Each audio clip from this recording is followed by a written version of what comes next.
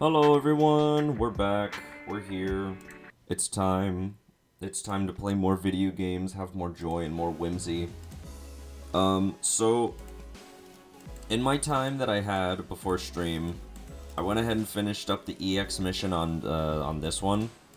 So EX mission is done, everything's all good, we don't have to worry about that anymore. We're just gonna go ahead and jump right into the rest of the story. I want to finish this one and complete the next intervallo, so we're just gonna go ahead and jump right in. I'm excited to see how this one wraps up, honestly. Oh no, well, now that that's over and done with, I'd like the sinners to come gather around here. Hohenheim placed the sinners in a single file line before him and began. Now the regular checkup is complete. We finally have enough data to compare your pre-employment statuses and those of your current selves. Which means... Indeed, we were able to measure your pre-employment combat capabilities as well. Oh, and what are your conclusions? Allow me to preface this by saying that there isn't much significance in establishing this particular hierarchy of power on a linear scale. Like I said, you are all equally mediocre at the present anyway, and... there's plenty of significance, alright. We've all gotta know who's the big boss. While this is but a speculation of the worst-case scenario, we must know which one of us has the most right and which one of us has the most right and authority to lead the rest of the sinners in case our executive manager becomes due to some unknown yet inexorable circumstances unavailable. Thank you, Otis. Very cool. Hey, I don't listen to anyone weaker than I am. What if there was a reason I was the first one asked to introduce himself? There was a burgeoning interest among the sinners to see which of them would be at the apex of the scale. Were they to be measured by their strengths prior to their employment? Hey, maybe before I lost my memories, even I, Dante, don't. It is interesting how every collective has the desire to get the clear picture of the pecking order. A negative expression of this desire may even lead to juvenile behaviors among children. For example, stealing their colleagues' lunches for meager reasons such as scoring higher than they did on a test. You're not speaking from personal experience, are you? Thus, I believe that trying to conceal the outcome of the tests from you would be quite meaningless. Each of your placements in that line you are standing in signifies that very order you were so curious to know. I do not wish to waste any more breath on this subject. There was a long, long silence. Then the sinners all simultaneously turned to look at the person standing in the frontmost position of the line. This has to be the longest, most awkward, most loaded silence I've ever felt in my life. Much did I wish to hold shrouded in my fathoms, yet I yearn still to convey that we are all more than meets the eye. Yet there remains a certain abundance within my heart. Perhaps the tests of this day paint a picture of both of my qualities. Thus spoke I, Yi Sang. Yi Sang? I will place trust in the faith that all of you shall one day sprout wings as I have. Yi Sang, it's the other way around. Yes, the line was made from my point of view. From here, the sinner wielding that oversized lance is the one at the front of this line. Well, you said some cool words, though. We, got this, right, Yi Sang? Well, 'tis quite the bashful occasion, to be the center of such fervent attention of one such company. I wouldn't say fervent is the right word. Worried, maybe? I shall be vigilant. No one seemed to have any objections or doubts about who the strongest sinner was, given the earlier events. On second thought, it appears that it would be best if we left the command to Ishmael, as we have done so far. Otis mumbled through gritted teeth.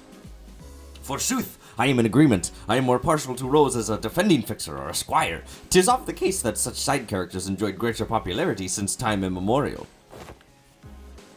Very happy to see this discussion is not coming to blows.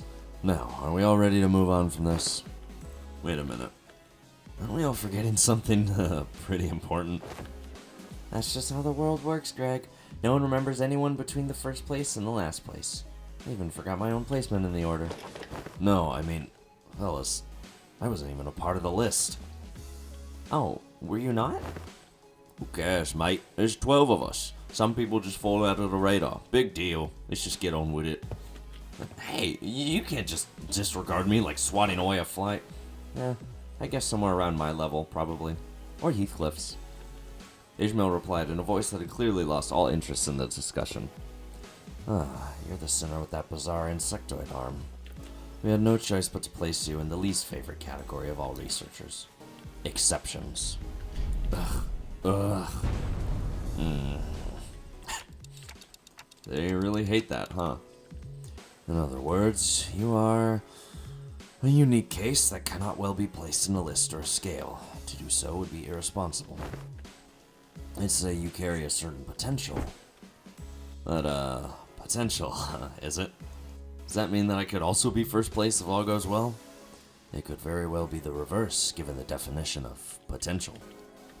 Let not this query harrow your mind, Gregor. Your day will come. Feels funny getting consoled by the guy who'll place last. Oh my god, I love my stupid sinners. Oh, I love them so much. They're all so dumb. Oh man. They're all so funny, I love them all so much. I'm also yawning a lot, my goodness. There we go. Alright. 2 more, probably 1 story, and then... Or probably just 2 more story, and then we're done. After some time passed. Next, we must discuss the classification numbers. We've been assigning risk levels for distortions, just as we have for abnormalities.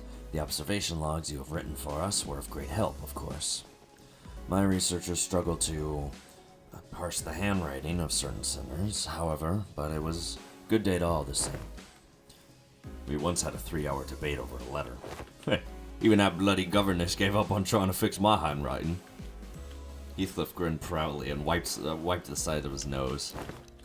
As you must all be aware, the current system of classification numbers has a rather significant oversight. Because abnormalities were creations of the former L Corp, our classification system had to be lifted whole from their system. However, the criteria by which the former L Corp measured the risk levels was the amount of their energy production. As a correlation of sorts, it was often the case that the more aggressive abnormalities produced more energy, but their destructive capabilities were not a part of the criteria, despite the correlation. That is why certain abnormalities were assigned relatively lower risk levels, despite their potential to kill even multiple higher-ranking employees. They were an energy company at the end of the day. It makes sense that their priority would be to measure the energy output. However, here, both abnormalities and distortions must be suppressed via direct confrontation. Thus, the fellow L Corp's classification system is rather incongruent with our purposes. I once heard someone say that we should be wary of people who drone on in the intro. Thus, it became necessary for us to reorganize the distortion's risk levels and classification codes. Wow, how interesting! So, whose job is that going to be? I'm rather taken aback by the naivete with which you ask me that question. Us. It's us. Sinners without the right to refuse, was it? Wait a sec. Aren't you just offloading your own work onto us? A privilege given to researchers. Oi, oi! Don't be so ignorant, yeah? This is all just in order to research the distortions, right? We got the other way around, assistant. We've got to do research into distortions in order to solve them better. It's elementary shot. Hohenheim's really got you wrapped around his finger, you know that? According to the LCD, on-site investigative reasoning team leader, the progression of a distortion is much like that of a disease. The fate of an abnormality awaits at the end. Oh shit, sorry, I'm tired. The fate of an abnormality awaits at the end of the distortion phenomenon, after all. When a distortion progresses into an abnormality, all pre-existing individuality is erased, replaced with the totality of an abnormality. Thus, it is impossible to bring back a distortion that has already transformed into an abnormality. It will no longer have that reversibility that they once had in the distortion phase.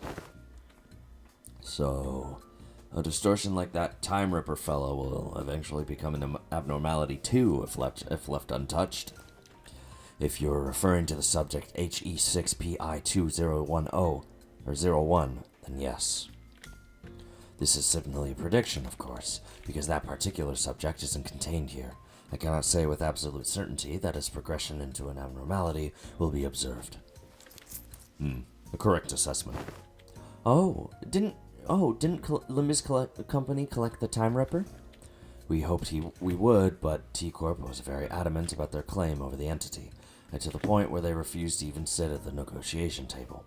I found their time-ripping ability quite fascinating, but sometimes I must know when to cut my losses, I suppose. Wait, so that HE something is the new classification code format? Indeed. Because it is difficult to identify and observe the origin and the shape of a distortion, we decided to forego that information and instead replace them with their sin affinities and the expected damage scale. Sin affinities. PI must refer to Pigoritia, sloth. It appears that the classification now mimics the classification of the Pacatula. They do indeed follow the same thought process. If we're being technical here, I wouldn't say it mimics. It would be more accurate to say that as the Pacatula are at once the origins of the distortion phenomena and its byproducts, the affinities can be transferred one-to-one. What's the expected damage scale? Combat capability, I'm guessing. I remember them saying that the risk levels were determined based on the enkephalin production rates, which is the most meaningful information to us who have to fight them directly. It was a tad inconvenient to put a nebulous idea like combat capabilities into a singular numerical scale of power.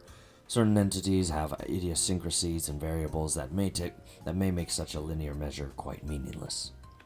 So instead, we decided to measure the expected amount of damage that Limbus Company personnel might suffer should they engage these entities in battle. While this Time Ripper poses very little threat against the Sinners due to your idiosyncrasies, the unique nature of their weapon means they can immediately deal a nigh fatal blow to anyone from the LCC department with a single strike. That is why this distortion was given a rather high expected damage scale of 6 from a scale of 1 to 10. Please do note that this is not a perfect system, and these values are only as references. Will this standard be applied to abnormalities as well? We have plans to do so, yes. Risk levels and expected damage scales will be coming before their classification codes. Speaking of which, I have something to show you all. What is it? What else other than the monolith? One with the highest potential values among Limbus Company's businesses.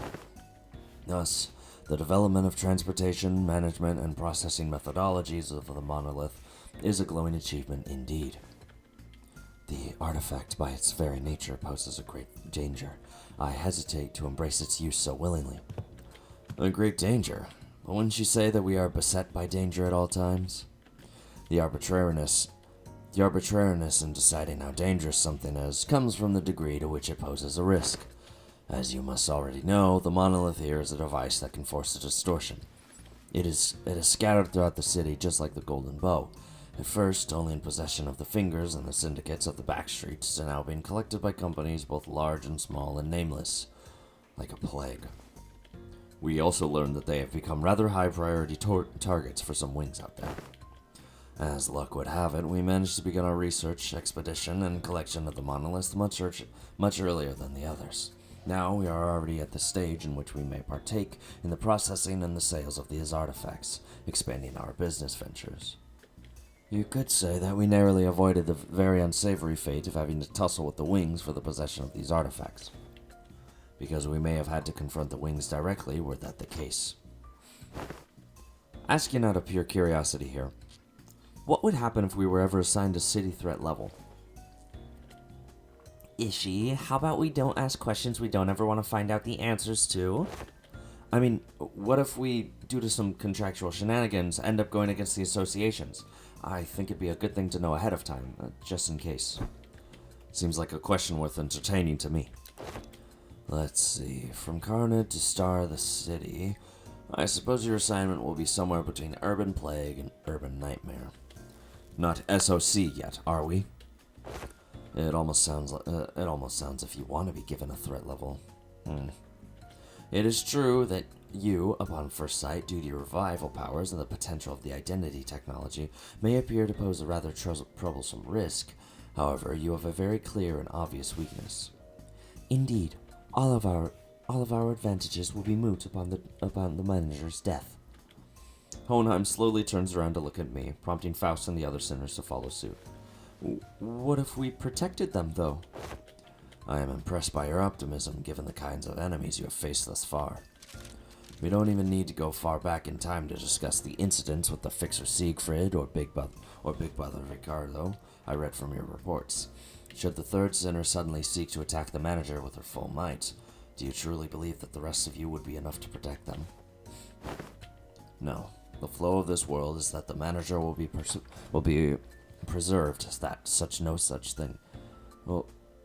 the flow of this world is that the manager will be preserved, that no such thing may come to pass. That's enough, Hohenheim. Any further divulgence, and Faust will open a disciplinary committee to discuss the consequences of your careless words. Not there yet, are we? Very well. Whichever is the case, you do have the potential to become a star of the city threat at some time in the future. But do remember that it would be best if you could avoid that unfortunate designation. And please, don't forget that it is only true so long as you have Limbus Company's backing. Alright, good to know. So then, we're gonna have to fight all the Pecatulum, right? Or whatever we have? Oh boy, now loading. Okay. Dungeon! The final check hit. Alright, whatever. Let's, You know what? Let me use the burn team. I haven't used burn in a while. Yes, I know.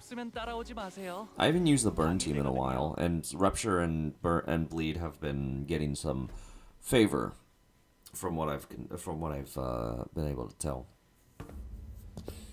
We're almost done with the regular checkup. Finally, we have a chance for you to overcome an adversity based on what you have learned thus far. And for me to prove my hypothesis. What hypothesis is he talking about? No need to worry. My hypotheses have never been wrong. Most of the time. This experiment is entirely of my own design and supervision. And I will faithfully follow my own pure curiosities and instincts as a researcher. Guys, I have a feeling we're not going to like where this goes. Now, do you see this monolith here? Yep, I do. That's a monolith, all right, but don't you worry. My researchers will be the ones to activate the artifact. Activate the artifact? Not on you. Relax. I understand that none of you would be willing participants to this experiment. I swear, if you're going to force us to start saying that we have no right to refuse or something, I'm going to... Yeah, hang on. I can't let you do that, even as your assistant. Yes, but if you must, we're willing to send the weakest sinner among us for... Forget I said that. That was foolish of me to say. I will be the subject of the experiment myself. You're going to distort yourself. Am I hearing you right? Are you curious to see what kind of distortion you'd end up becoming? I'm sure this is a question you have all entertained at least once. No, I ain't curious. It ain't a very pleasant experience either. Stop gritting your teeth like that, assistant. It will have an adverse effect on your long-term dental health. What if you just ended up turning into a Pecatulum? You could end up becoming a Pecatulum, just another one of the fodder we slaughtered our way through for the tests earlier. You're risking that? It is indeed a possibility. It would signify nothing more than my very own limitations. Just a mediocre shell. If such an incident comes to pass, these employees will transport me to a containment unit. We even made a bet on what kind of Pecatulum I would turn into. He bet on Goulet, I on Invidiae, and her on Pigritiae. But how could you think about it like this? If I were to become a Pecatula, it would be akin to losing at a game of chance. Of course, what counts as a loss may depend on what I, at the present time, consider to be losing, but the mere fact of turning into Pecatulum relieves me of any value to life. I'd say he was being too hard on himself, but that felt like too simple an expression to describe his tone. Oh, hello, NSME. How are you doing? The company would most likely attempt to transport me to a containment unit, but I disagree with that decision. I would like to ask you to dispose of me on the spot. I'm well aware that I'm not the kind of congenial person who earns others' favors at first meeting, if at all. I also don't believe that our brief relationship has been the most amicable kind. Therefore, I see little reason why you would hesitate to cut me down. I'm good. How about you? I'm doing pretty good. Just a little tired, trying to get through the intervalos. Of course, sinners with gentle hearts like this young Sinclair here may express certain distaste against this decision. But once I become a Pecatulum, it may as well mean that Hohenheim, the entity, has ceased to be. So I hope no unnecessary emotions like guilt clouds your judgment in killing the Pecatulum, a mere byproduct. But what if something unexpected happens? We're talking about your life here. Don't you have any manuals with backup plans, or... This is a very simple matter. Nothing more than a coin flip. Heads or tails. It appears that you are still insisting on your absurd 50-50 theory. I am a researcher who wishes to humiliate the field of mathematical statistics, unlike the general lay of the academia. I believe there is a certain romanticism to research. It is much more exciting to run as many tests and gain as many samples as we can than to be stuck behind a desk poring day and night over books and paper, isn't it? If it's tails, then you may dispose of me immediately, and the employees here will take care of the rest. Don't forget to destroy the key inside that coat pocket and the files inside my cabinets, for example. Yes, we remember. If I were to successfully distort, we'd be halfway to success. My, for the first time, I'm feeling quite the envy for you all. I wish I could be a witness to my very own distortion. Huh? If you've been paying attention to my lectures, perhaps you could even come up with a classification code for my distortion too, going by the standards we have discussed earlier. Not that I have very high expectation that you would. Oh, sorry. I've recently come to a realization that people nodding along to my words is not a signifier of comprehension, but instead an expression of societal niceties. Nods. Then the manager here will open the entrance to my dungeon of the fathoms. And you will progress through the mirror dungeon as you have always done when facing a distortion to reach into its deepest fathoms to face my distortion once again. I wish you the best of luck in your suppression efforts. Hexasection. And once you've made it that far, it is only likely that you will find me unconscious, or if luck would have it, conscious. Unconscious? Are you sure this is safe? A degree of case-by-case variance is to be expected. It may take some time for a full recovery, but it will happen should you succeed. That reminds me, that's how this bamboo-hatted Kim was brought back as well. Bamboo-hatted Kim? He's recovered? He is safely contained within our facilities. It seems that they are ready to activate the monolith. I am confident that I, even as a distortion, will be quite the exceptional specimen. Hang on, just like that. You're not a Pecatulum. Indeed, and I can still hear them.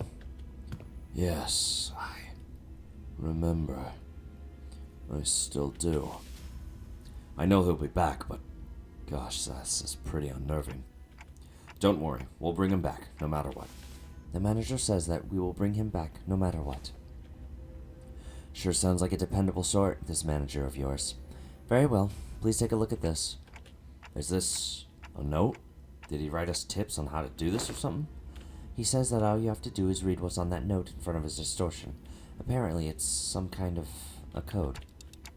I don't think you'll hear anything but ticking noises from me. Can you read this, Merceau? It will be done as you commanded. Merceau nodded, then began to read the words from the note aloud. Lobotomy Corporation, 5 minutes. Potentially, anticipation, right hand. The moment Merceau uttered them, the all-too-familiar portal began to appear around Hohenheim's distortion as though they were a key to a door. Scattered shards of familiar yet alien sights appeared intermittently beyond the shimmering veil. Hohenheim had already entered the portal as we stood there gawking, but we could hear his voice echoing through the laboratory. Lobotomy Corporation reference? Oh, hell yeah, that's awesome. I suppose I'll be forced to share my past here. The past I never wanted to share. The past no one cares to learn about. It is something I must endure for the sake of this experiment, however. I needn't expose every little detail of it. It's all in the past now anyway, isn't it? Damn. So he must have been a part of the Lobotomy Corporation then. From what I can tell by the background with all those doors and everything. Oh boy. I sure am ready to do the mirror dungeon and then finish up with the second intervalo. Hopefully the boss isn't too bad. I brought my burn team, so I shouldn't have too much trouble. Alrighty, let's see. This seems to be... Well, this looks like an annoying mirror dungeon. Hohenheim's Fathoms. We're at the starting point at the Dungeon of the Fathoms. We found ourselves in a room that appears to be a workshop of ego gears. If you scored below 100% synchronization rate in the aptitude test, take only a simple ego from here. An ominous warning sign greets us all, and the same words repeated ceaselessly from the speaker. The sinners all go to take a look, enticed by the sign, telling us that we can pick up ego gears here. But what we find there are ego gifts. What? These ain't ego gears. These are them gifts or something, right? Oh, whoops, accidentally. This is a Dungeon of the Fathoms. As it differs from the usual mirror dungeons, it is highly advisable that its rules are followed.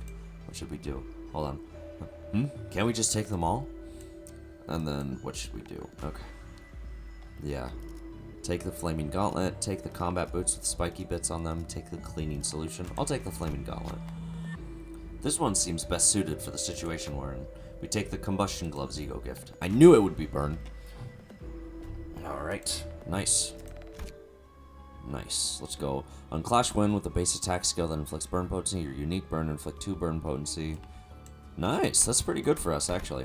Oh, I was right in picking burn. This is all burn based. Hell yeah. Oops. Accidentally clicked on OBS.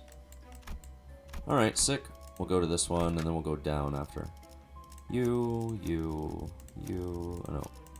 You and you. Then we get you and you. Don Quixote. Alrighty, let's go. Let's win. I don't know, they just kind of said Lobotomy Corporation. Oh, I didn't even notice that. Oh yeah, L-Corp Branch Control Team. There we go. Well, what's going on with them? Good. It appears that I can censor these with my own will, at least to a degree. Your mission here is to classify my distortion, reach the end of this Dungeon of the Fathoms, and bring me back. Your mission, however, does not involve digging into my past. It appears that we have a passing familiarity with this place. You, us. What is it that they seek to convey? I don't believe any level of proper communication will be feasible, given that you are in a Dungeon of the Fathoms. Well then do something about it. I regret to tell you that the setting of this dungeon is out of my hands. Had it been up to me, I would have manifested a place that was more fascinating than this. Like that library fabled to have every book in existence. You used to work for the Lobotomy Corporation? One of my past careers, yes.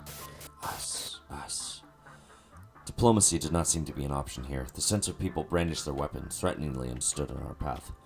Looks like we're gonna have to take them down if we want to make any progress here. It can't be helped. Let's get ready for a fight. Oh boy. Yeah, so he was a part of the Lobotomy Corporation. I was correct. I'm a genius. I'm so smart. I can decipher what they're trying to tell.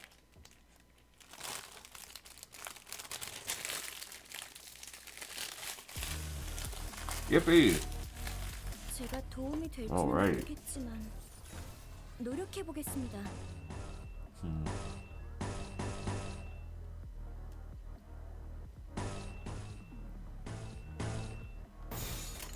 Well, we'll do our best.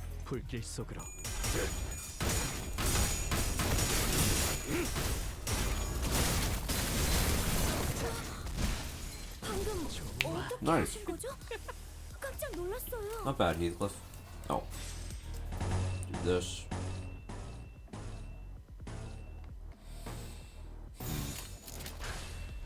Alright. Here we go.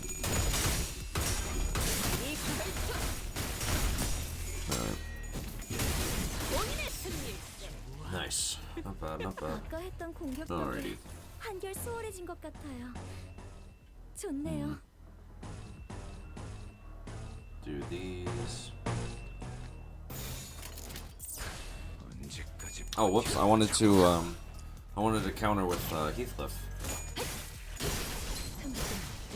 Nice, not bad, not bad. 칼날이 잘 드네요.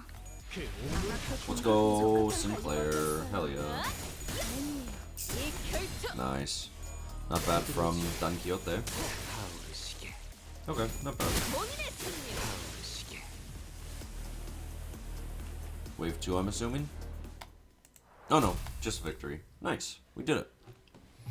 Hooray, we won! Yippee! Okay, let's see. So we go to a mystery now. We came across a group of researchers passionately poring over various documents.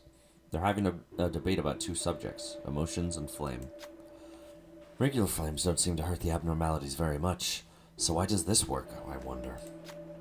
Perhaps a greater degree of wrathful emotions opens up the room for the fire's heat to touch abnormalities and distortions, both entities of the unknown. They must have noticed us listening in to their conversation intently. One of them approaches us with a glint in their eyes. Are you the sample who's agreed to this experiment? If so, try this on. In the researcher's hands was what looked like an ignition plug, or a testing machine of sorts. You have the wrong person. We are the sample. Sure, we'll go with it. Who will step forth? Wrath or lust? No one has a skill 3 wrath, huh? Alright. Nice. Oh ho, what an interesting reaction. A decent synchronization rate as well. Maybe the researcher liked what they saw. After scribbling their observations onto various papers, the researcher let Gregor go. Gregor took off the gear and presented it before the researcher to return it, but they simply shook their head in response. The gear seems to fit you perfectly. Take it with you. Reignition plug. Ooh, well that's very nice. I probably could have had it with Faust then. Base attacks goes on inflict burn count, deal 20% damage, inflict 1 more burn count. One hit with these skills against enemies with burn or unique burn. Nice. We got some burn going on then. Alrighty. So, how do we know this guy's actually distorted? He doesn't sound any different from his usual self. The sanity degradation due to distortion affects every subject differently. I mean, yeah, but censoring his own fathoms? But, Hohenheim, you're in a dungeon of the fathoms. We will see it through Dante's powers, whether you want to show us or not. You make a fair assessment. How about this, then? If you wanted to see them anyway, allow me to save you the trouble and give you a quick rundown instead. Come visit me as soon as you finish watching my tale. This tale began when that man walked into my laboratory. Yes, I had a personal laboratory all to myself. One of the few perks of being an elite researcher. This guy's just telling the story however he wants to, isn't he?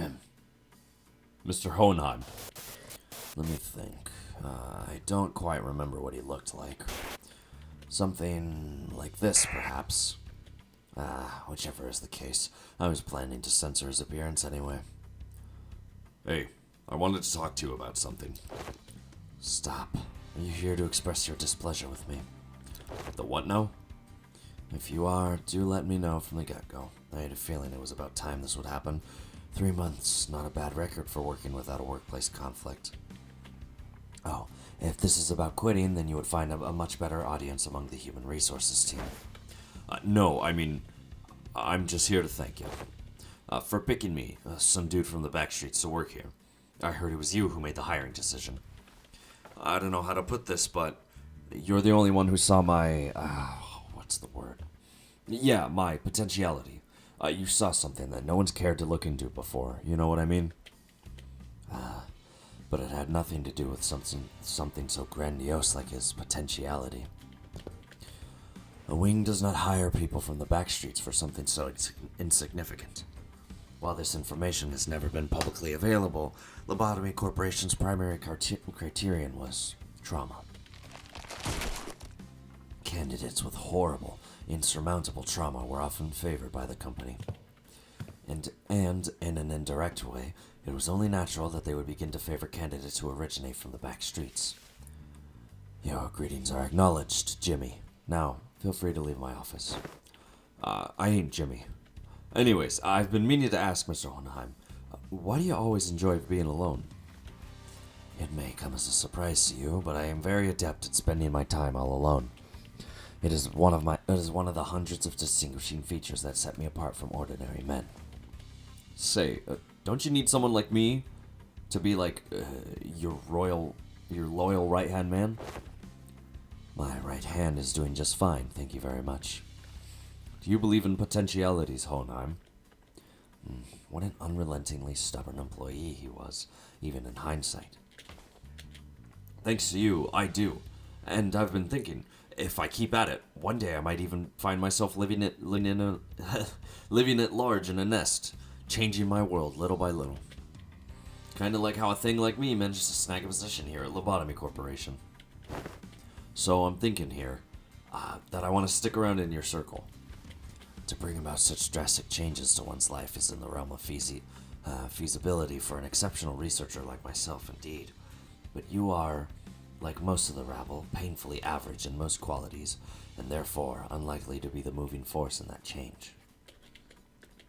I have no faith in universal things like potentialities. I have faith in myself and myself alone. Besides, I am not very partial to the mathematical statistics like the probability theory anyway. So I would like to keep both my right and my left hands as my own. Have a nice day. Want to know something about me? I'm the kind of guy who doesn't really think about things. Action before deliberation, you get me? Thoughtless and carefree. Possibly the only merit to be found in those who originate from the back streets. Or was that a thinly veiled threat of physical assault? No, I'm talking about the new Abno that just got shipped here. It's a tricky one to manage, I'll tell you what.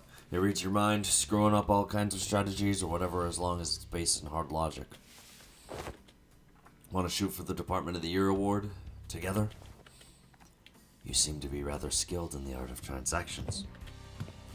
One of the few merits found in those who originate from the back streets. I will admit, I suppose I was overcome by a certain ennui back then. And in hindsight, it was foolish of me to engage in such inane conversations. Us. The remnants of my past come to haunt us. Perhaps it is I whom they truly wish to hurt. You never know.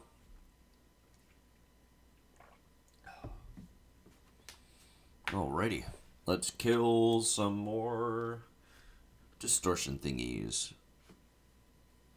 Some more Fathom guys. Alright, let's do this. Unopposed. Oh, well, he's already at positive sanity, so. I think I'll go with red for now. Struggling for Sinclair, and then neutral for Faust. Alrighty.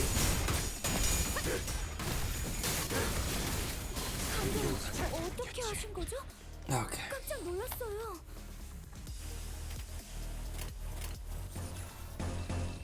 Okay, we'll go with this for the... Or no, we can go for that.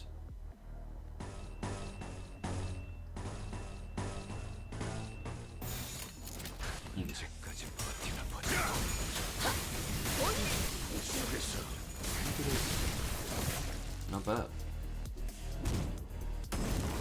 Good job, Sinclair. 여러분들 기분이 좋아 보이시네요. Then we can just damage up. 불가 위하 이제 깨우치시게.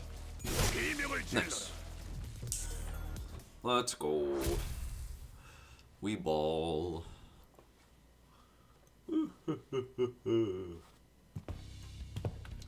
It's finally here, the Department of the Year award. Indeed, I've finally done it. With some minor assistance from you, of course, and some other employees. Come on, admit it. Don't you notice that a lot more employees are saying hello, good morning, and what have you to you in the hallways compared to when your reputation was a bit, you know, it's all because I'm just that good of a right-hand man. I will admit that your intuitive and spontaneous eye was of some assistance when it came to identifying certain observations among abnormalities. This is the potentiality I was talking about, man. The same thing you saw in me when you decided to get me on board. Apologies for ruining the moment, but the next few years quickly and busily flew by without much trouble. Of course, we picked ourselves up a few more Department of the Year awards, some promotions, and some collaborative researchers. Yet, all things must come to an end. The infamous fall of Lobotomy Corporation, for one. You, us. So I don't suppose you have any trouble hazarding what they're all telling me, even as the words come out fragmented. You left us. Nothing but words of endless resentment. You left us behind. The fall of the former L-Corp. I remember what Miss Yuri told us. The site crumbled in an instant, trapping the employees in there with the abnormalities. What is that sound? The whole structure is quaking. What the hell is... Initiating site burial in 100 seconds. Any remaining employees must immediately evacuate the structure. Counting down. 95. 94. The escape pods to the surface are here, but there's only one seat left. They're saying that the next one's in 5 minutes. Listen closely. At the risk of sounding rather callous, I must inform you that the chance of survival in cases of crises such as this is unusually granted only to a very small minority of those affected. Some who prioritize the fairness of the process may settle on primitive methods such as drawing lots to see who gets to escape. And in more barbaric groups, the survivor would be decided by none other than the rule of might. However, I am glad to find myself among those who are on the side of intelligence, so I make this argument, a suggestion before you. Compare yourselves, whose sole, final purpose in life is clinging to your mediocre office jobs and making good on your debt payments. And me, who has produced several groundbreaking epical theses and research results at such an early age, whose life in your eyes is of greater worth. Yes, and that is how this tale ends. The compound collapsed 90 seconds later. I left the employees of my department behind and boarded the escape pod elevator, and survived. How could you? Without even a hint of remorse. Wrath is a hideous emotion. I am here today only because I have always maintained a cold, rational head. Man, this dude sucks. The L-Corp branch within Hohenheim's Dungeon of the Fathoms begins to crumble. It almost appeared as though his heart was crumbling as well. Well, now that's over with, I invite you to come face me, the distortion, and the experiment will come to an end. But just finding and defeating his distortion in a fight, I don't think that'll bring him back. I just know it. I agree. We're still in deep waters here. This can't possibly be all there is to it. Oh boy. Yeah, this guy sucks. I hate him. I want him dead. That would be ideal, methinks. Alright, almost done. Just a couple more fights. 1, 2, 3, 4. And then we're ready. Hohenheim's Fathoms. You see the Ardor Blossom Moth within the containment unit. Alright, I gotta click. Small, crimson particles of flame surround it like an aura. The flaming wings die out one moment, only to roar vigorously in the next. An incessant attempt to set fire to everything around it. What a beautiful specimen, this Ardor Blossom Moth. Have you finished your observations? We've been learning a lot about the abnormality recently. Still a lot of unknowns, but still. Speaking of which, here's a pop quiz. What Ego gift can you get from the Ardor Blossom Moth?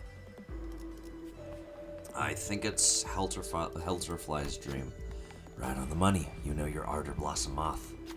But that's not all. Recently it's been giving out these things too. Take this with you. I'm just glad to have run into a kindred soul. Probably both, not gonna lie. Probably. You receive a burning, flickering flame. It seems to have come directly from the Ardor Blossom Moth itself. Embers. Okay, more burned stuff. That's good. Alright, focus encounter. Oh my god, Sinclair is at positive 45 sanity. I think it's about time that we just let him go. I don't know if he's gonna. I don't know if Sinclair is gonna be able to do anything because he's negative sanity, and the Yi Sang that I have is positive sanity. So We'll have to get another character for the burn team when I get the chance. 제가 도움이 될지는 모르겠지만 Alrighty, let's do 노력해보겠습니다. this, and then we can do this. We'll have Gregor do this. You can get this, and then this one, I guess Yi-Sang can get. Nice.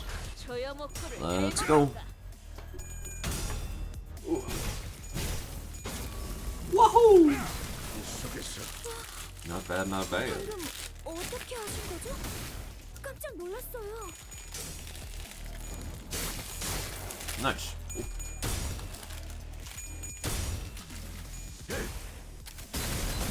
Nice.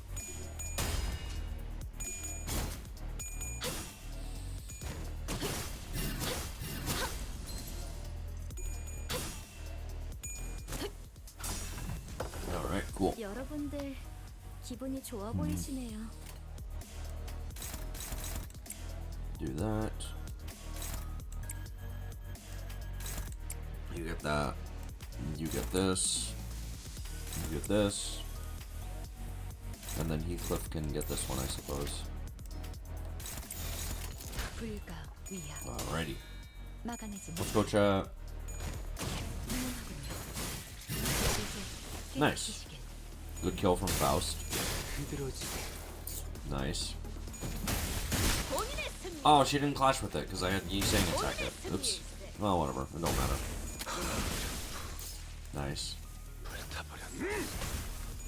How did he lose his coin at positive 45? Thank you, Wild Hunt. Very cool. 칼날이 잘 드네요. 아마 Well, they're all dead now. It don't matter. 약점이었겠죠?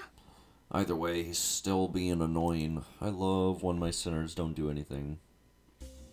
Alright, then let's go ahead and go to this one. This one seems like it'll be a warning sign. Oh, brother, this guy. Don Quixote. I love Don Quixote. She's so silly. Whoa, big guys. Alrighty. 말하면 녹음되는 건가요? Big creatures. A dubious little creature getting up to mischief. Going for Faust, huh? Can't get that. Struggling. Alright. Well, I guess I'll just do this so that she can get the Strider Mao. And Gregor can grab this one. Then we should be fine. Unless maybe...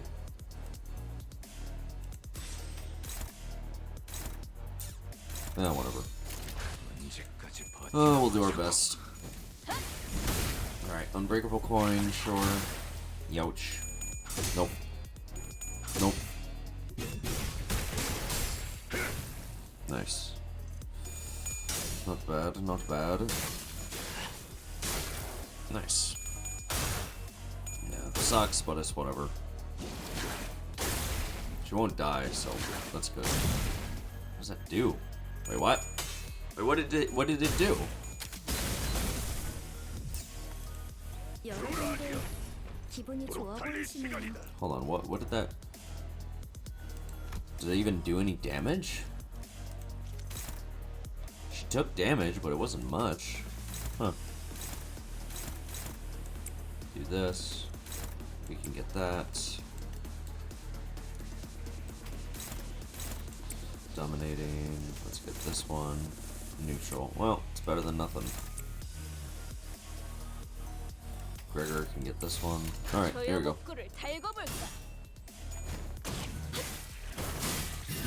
Nice. Not bad, not bad.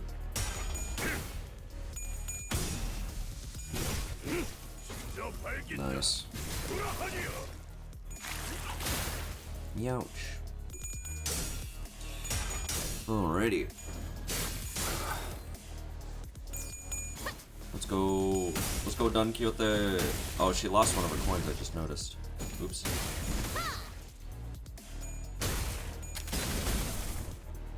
Nice, not bad, not bad. 저것들이 뭔가 기운이 없어요. 기회가 온 걸까요?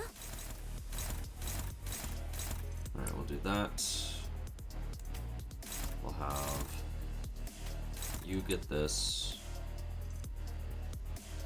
Wild Hunt can, or I think Yeast. Oh, well. Going for Gregor, huh?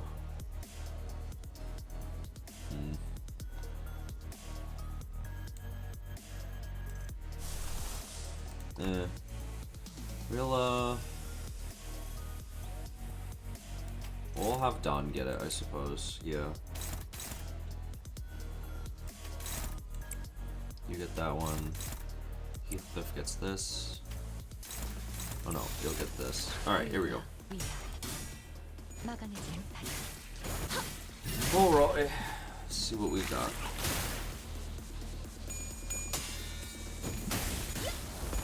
Nice. Not bad, not bad.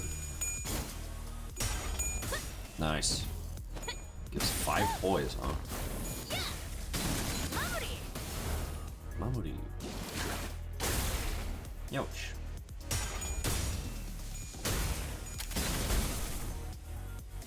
Alright, Gregor is in the fuel the fuel state. 저 개체부터 처리하면 편할 것 같아요. So that means, okay, Don Quixote will get both of these. Actually, I think if I have only... Actually, no, I should definitely build up the count right now. Actually, no, yeah, she'll just clash with both of these. Because she does get poise count on a hit, too, so it's not a fruitless endeavor.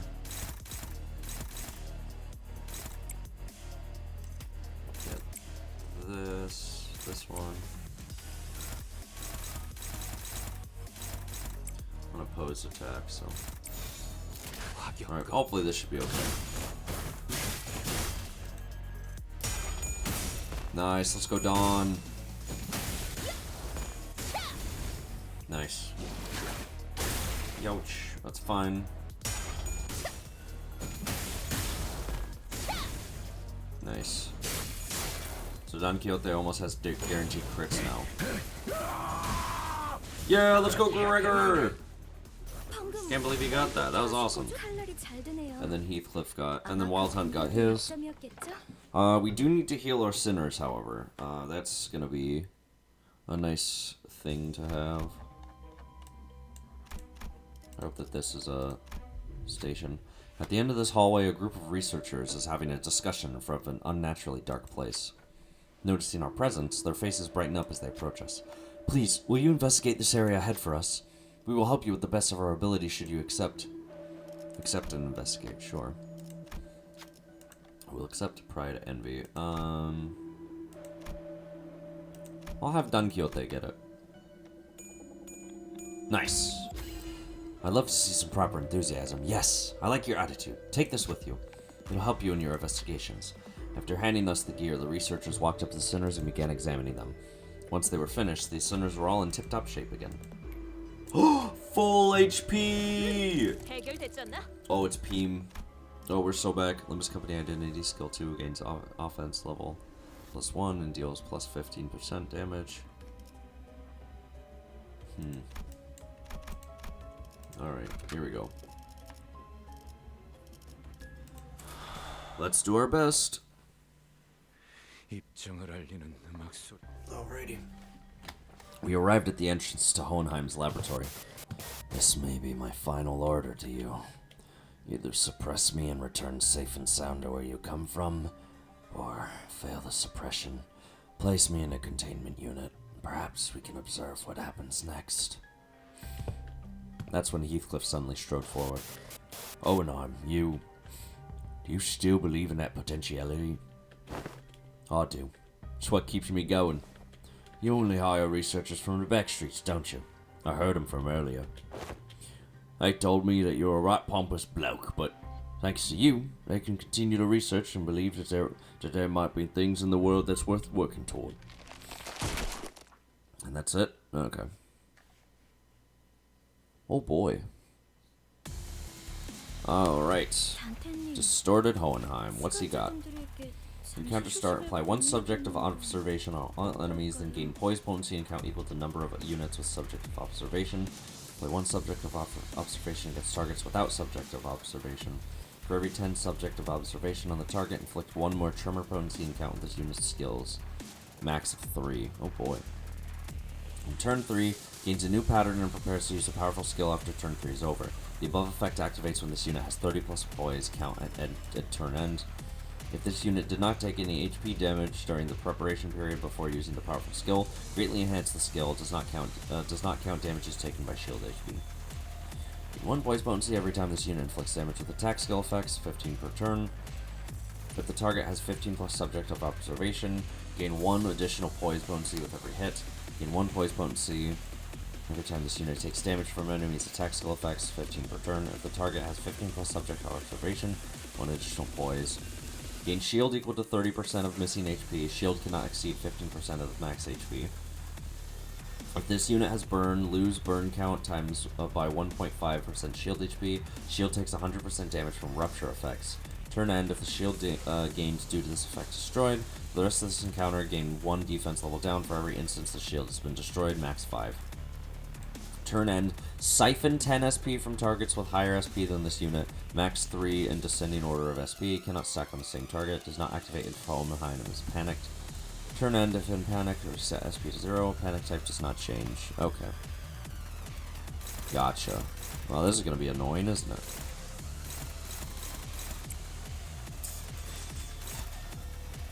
Yep, do this, do that, and then Heathcliff can grab this for more sanity. Nice. Let's go, Gregor. Yeah, well. Nice. Not bad, not bad. The rupture isn't really gonna... The rupture is gonna come in handy against the shield that he has. Nice. Let's go, Heathcliff. Damn, you really gained the subject of observation fast. Damn. Okay, what does Yisang need in order for his passive to activate? Passive. Heal 1 ally with the least SP. Oh, okay, it's just 4 Wrath, which we have 25 of, so we're okay. Whoa, whoa, whoa, looks like he has something new. Passive. Or maybe not. Oh, maybe it might be a new skill. Oh, I see. Okay. Let's dominate this one. Then Kyoto can get this, then she can go ahead and get this one. You can get this for more SP. You can get this for more SP, and then same with Heathcliff, he'll get this one for more SP. Lomao. And then... Oh, she didn't have 10 plus speed, I guess. Damn, that sucks. Nice. Not bad, not bad. Let's go Yisang. Nice. Then we got Heathcliff going in for his. Not bad. Alright.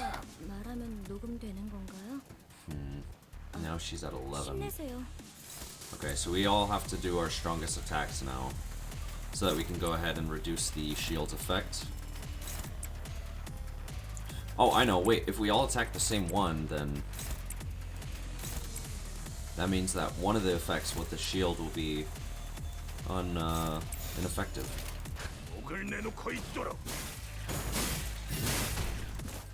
Nice. And the rupture that Faust is applying is going to help us out too. Okay, not bad. We almost have enough for the we almost have enough for the shield to be broken. I think we did enough damage. Oh yeah, we did enough damage. Nice, let's go Yisang. Nice, not bad, not bad. Okay, this is the scary skill. So we're gonna have to hopeless. All right, we're gonna have to clash with the beloved, the wonderful, the amazing Fluid Sac.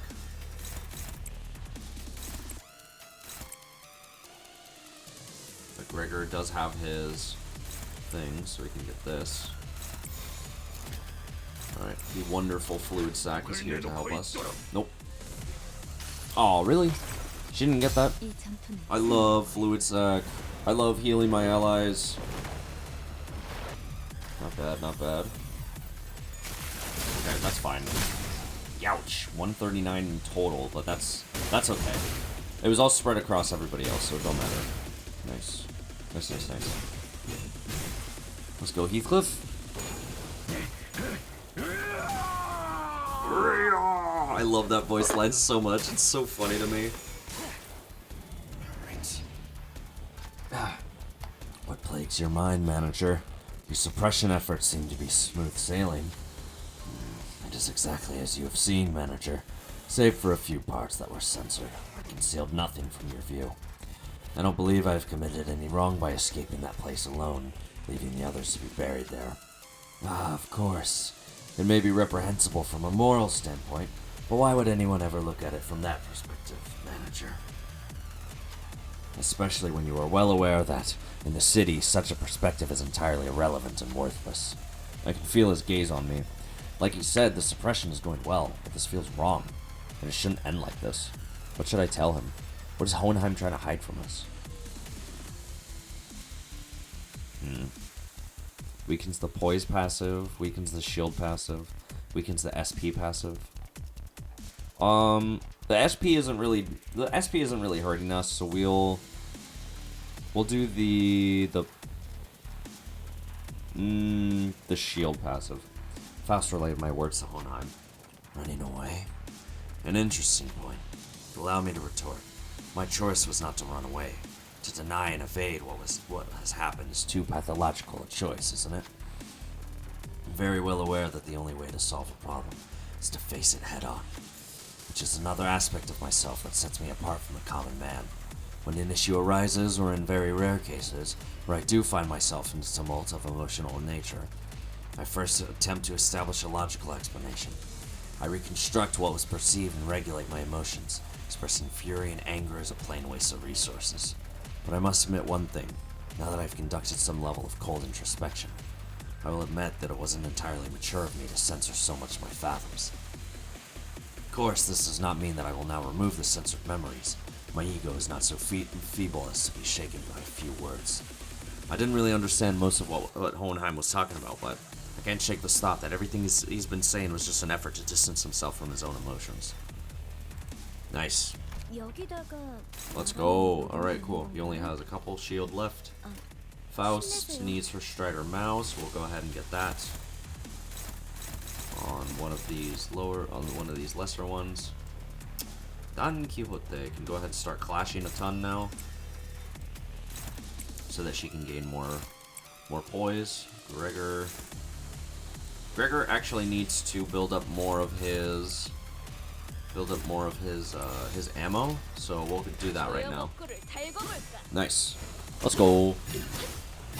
Oh. Nope. Alright, that's fine. That's okay. That's not much damage. Nice. So far, so good. We've been doing pretty nice. Nice. Let's go, Yusang. Hohenheim's almost dead, so that's good. Oh, no, I forgot. Okay, here we go. This is where we're able to get this shit over with. This is where we're able to let loose. Don Quixote has 12, 21. Unfortunately, she can't clash to gain all of her poise that she needs, so we'll just keep doing our stuff. I mean, Hohenheim's probably gonna die here. He's 80 burn. All the damage that we're doing is just gonna murder him, so it don't matter. Alright, there we go. Easy. Nice. Woohoo! Then we get the end of the story, and then I'll probably do my daily summons or something. I don't know. We'll figure it out. The escape pods at the surface are here. There's only one seat left. They're saying the next one's in 5 minutes. Look, I don't actually believe you hired me because you saw my potential or something like that. But I want to believe that you found the hope and potentialities because of me. A hope and anticipation that we can make things better as long as we keep at it. I can't leave you all behind. I can't just save my skin without everyone. This is what a right-hand man does, isn't it? Take my potentiality you found and rise. Take it to the surface. But you, Johan, what about you? Well, maybe next time. Some other time. Wrath is a hideous emotion. That is why I did nothing at the entrance of that branch. Only remembering. Nothing more. Remembering ones I left behind. I can sense the dungeon of Fathom slowly beginning to close. Well, that was cut short. I've returned safe and sound. Welcome back, boss. To be frank, I once wished to be someone like yourself, Heathcliff. What are you talking about? We don't want Heathcliff to be like Heathcliff. Because it's not easy to put my faith not in games of numbers, but in those slimmest potentialities of the world and continue to exist. I know it's not very befitting a researcher to be so, but it is quite the romantic attitude for a human to embody, is it not? Well, the experiment is over.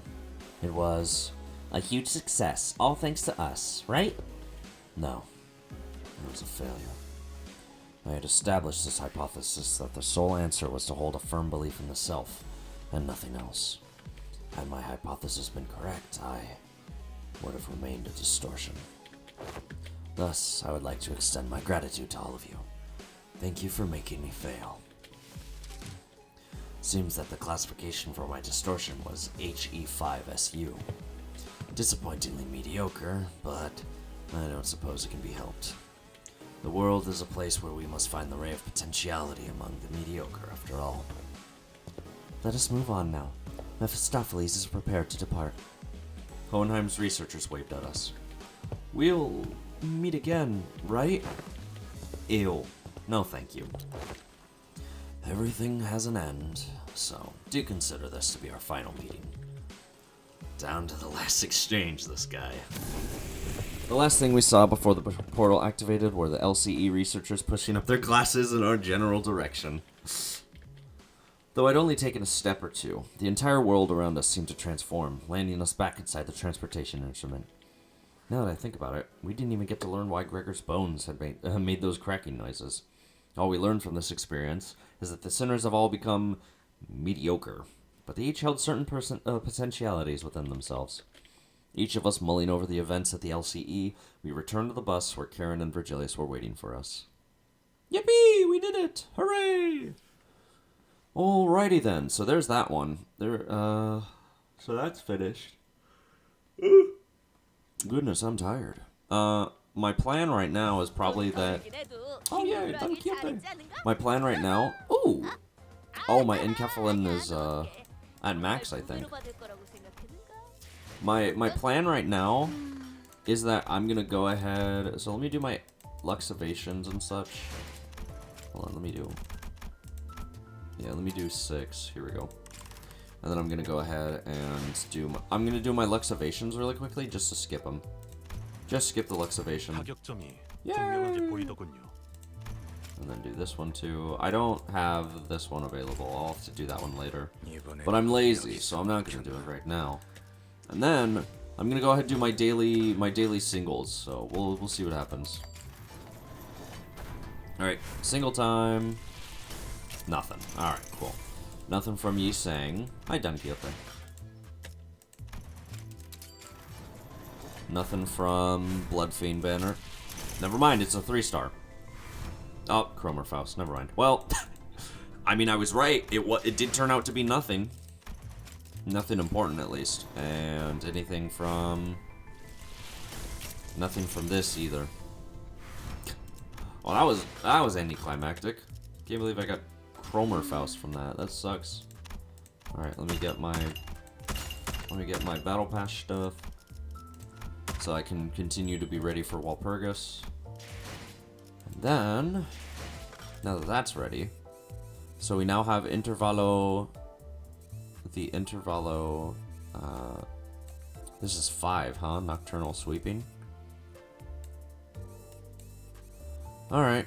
Well, what is this about? This has 12 levels. Alright, let's just go ahead and jump right in, actually. I don't have much time. I only have an hour and a half, so... Happy New Year! Oh, Happy New Year, everybody. Dante, any idea where that leftover cake from yesterday went? No idea. I mean, why would I know? I can't even eat. Darn. Did Donkey already get her paws on him? Rogia rubbed her tired eyes, muttering something about how we should have partied in her room instead, and stumbled to the back door. The New Year's came swiftly to the inhabitants of the bus after the various incidents at the LCE. The sinners all came from different backgrounds and parts of the city, but annual celebration for New Year's seemed to be a thread that connected their cultures together. They began floating the idea of a New Year's party and... Excellent! Then permit me the honor of hosting this banquet! With her usual overdramatic boast, coupled with the familiar twinkle in her eyes, Don Quixote declared that there would indeed be a New Year's party, and thus it was decided. Again? After all the hell we went through with the back door and whatnot for the out-of-season Christmas celebration? Yet I must insist, for 'twas but an effort to decorate the bus, the intent quite divorced from the acts of celebration. Don Quixote glanced at Sinclair, sheepishly scratching the back of her head. Huh? Oh, don't worry about me, really. Well, 'tis true that mine actions hath brought thee quite the distress, unintentionally, I might add. Thus, I ask thee, wouldst thou not agree that a communal event to mark the occasion might freshen both our spirits and bodies? I can't even begin to imagine her amnesiac self even taking a moment to give a damn about how Sinclair might take it. But I guess with memory came tact.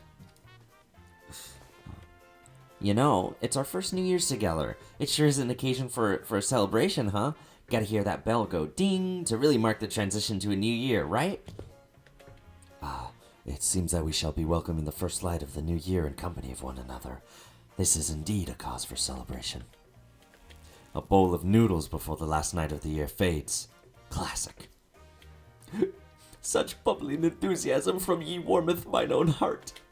Forsooth, the grandiosity of this banquet shall be one for the books. Fireworks most brilliant, enough delicacies to... Karen, when's our next stop? Miffy will be running non-stop for 3 days at least. Only dum-dums stop on a fast road. So she says. Virgilius muttered with his usual sardonic edge, one fist under his chin. Fie! For next year's celebration, the banquet shall be prepared ere the promised hour. Don Quixote's idea of a grand banquet depressingly fizzled into nothingness. But Rogia brought out the cakes and cookies she'd stashed in her room so we could at least hold a small celebration for the New Year's together. After that, we all stayed up together, watched the New Year's first sunrise briefly paint the city in gold, then retired to sleep. When everyone woke up, rubbing their tired eyes, the world outside the bus had completely transformed. There was a behemoth of a structure, bizarre in its presence and its walls seemingly made of gargantuan steel plates. H Corp? The sinners began to voice their surprise, appropriately so, as what came into view was different from any of the nests we passed by on our journey thus far. Is that massive structure all one building? If that thing's the nest, then where the hell's the back streets? That's big enough to cover H Corp's territory and then some. Well, there he goes again, asking dumb questions without ever taking a peep at the guidebook. That's not the nest. That huge box you see over there, that's District 8. We call it Hong Yuan, the vast garden, here at H Corp. The nest lies within the center of the structure, and the back streets without. Ugh, so they squeeze the entire population of this district in there? Do they just not get a ray of sunlight all year round? Well, at least I won't have to worry about the rain. Prithee, avail me a sight as well. As the sinners began to gather one by one at the other side of the bus, stirred awake from their late night's rest, I felt my gaze drawn toward Hong Lu. I looked for signs of concern or distress on his face, worried. It wasn't exactly something unique to Hong Lu, but the stories about his past home life we've heard throughout the year, whenever he felt like sharing them, were all consistently and terribly depressing. It's not such a bad place once you actually try living here for a while. But his lips, ever so slightly, curled upward into a kindly and relaxed smile, are making the same expression as ever. An expression that hasn't changed at all since our first meeting. Maybe it's just a cultural difference, kind of like how Hong Lu can be so nonchalant about things that should give most people pause, but... Actually, no. I'm not helping anyone or anything by entertaining those thoughts. My job at this moment is to keep a close eye on Hong Lu, more so than usual. And if the time comes for me to help him, as the manager, I'll give it my all. Besides... Whoa, this thing's even bigger up close. Verily, I carry no recollection of a structure so grand, even in past adventures of mine. If my efforts aren't enough, I know I can trust the sinners to lend me a hand. Hey, let me see, too. I collected my thoughts and approached the sinners who were flattened up against the glass window to get a good view. Oh, I love my sinners. They're all so stupid. I love them. My sinners are all morons, but awesome. The duel! Hi, Hong Lu. Alright, well. I don't know, man. I wonder. I don't know if I want to do anything with my burn team right now. Burn team seems fine. This is still my best Hong Lu at the moment. I literally don't have anything better. Here we go.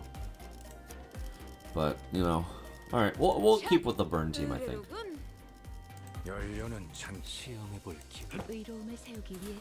Alright, let's go. Ooh. Once we left the bus. Oh, man. Can't believe we had to get off the bus here. We have to make a formal complaint against H-Corp for this crap. What the hell are they thinking? Doing shoddy construction work at the entrance of the highway that leads straight into the nest? Many causes there may be to such construction projects, yet perhaps an early warning sign ere our approach to the site would have been a sensible were it not for young Karen's most vigilant drifting. I shudder to even imagine the terrible possibilities. 'Twould have been a most awful end to an adventure. It's no surprise that the sinners all had a piece of their mind to speak. As we drove up to the entryway, we unexpectedly came across a mess of badly put together steel plates blocking our path in the middle of the road. Karen quickly spun the bus around, which meant that everyone ended up being thrown about like rag dolls. Good thing there was another road off the highway that leads to the city, right? I bet Karen would have tried to reverse gear all the way back to the last interchange. But looks like we'll be going through all these winding alleyways to get to the nest. It's so dark in here. We were greeted by a dark street upon disembarking from the bus, illuminated only by faint strands of light. It was immediately obvious that we found ourselves in the back streets of H-Corp. Looked pretty impressive from the outside, but it's no different from the other back streets inside, eh? Yep, it's a familiar sight. Gotta say, it's getting real old.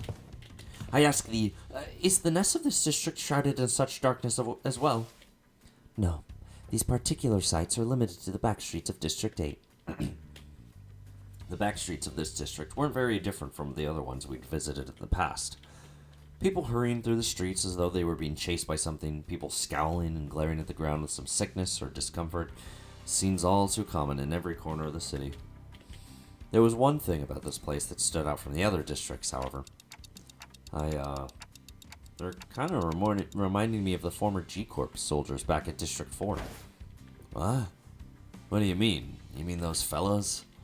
The growths on their flesh appear too organic to be prosthetics. Some of them had odd protrusions or nodules bulging from their skin as well. Not at all, Manager Bud. Look, they haven't all mutated in the same pattern, like into an insectoid form, for example. Well, I guess I should commend you for not looking at them through a biased lens. You are observing the aftermath of District 8's distinctive method of treatment. Oh, so this is where the rumors about that bluish healing ointment came from, huh? Apparently they can cure any flesh wound after just one night dressed in bandages. It seems that certain misconceptions must be addressed. They are the variations of H-Corp singularity, the bolus. Bolus? She's likely referring to medicines brewed and kneaded into ball-shaped pills. Correct. H-Corp, or the Hongyuan bioengineering group, mainly manufactures boluses that contain essences of treatment. The boluses may be taken orally, ground with water into a paste and applied directly to the affected area, or dissolved in water, soaked into bandages, and wrapped around the necessary area for treatment. Ah, I guess rumors transform as they travel. Oh, I see. I was just thinking about how they do things back at the K-Corp. The focus of K-Corp's technology is the reversal of recovery of one's conditions. returning to the original state is the key word in their treatment.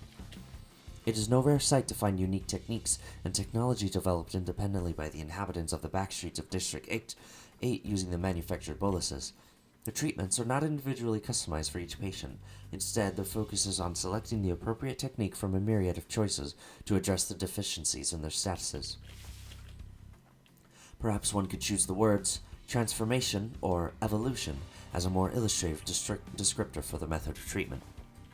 So that's what counts as treated? The crowd Sinclair was pointing at certainly appeared unhurt, as none of them were bleeding or walking with a limp, but many of them appeared dazed, staring blankly at nothing, or scratching absentmindedly at their mutated parts. Ah, they must be the regulars. Unexpectedly, we found our answer not from Faust, but from Rousseau. Not from Faust, not from Rousseau, but from Hung Lu. The regulars? Yes, I've heard of them as a child. People who've grown too accustomed to visiting the clinics in search of their mystical treatments. The regulars might appear more intimidating than most people at first glance, but apparently all the side effects they've been stacking changes them in strange ways.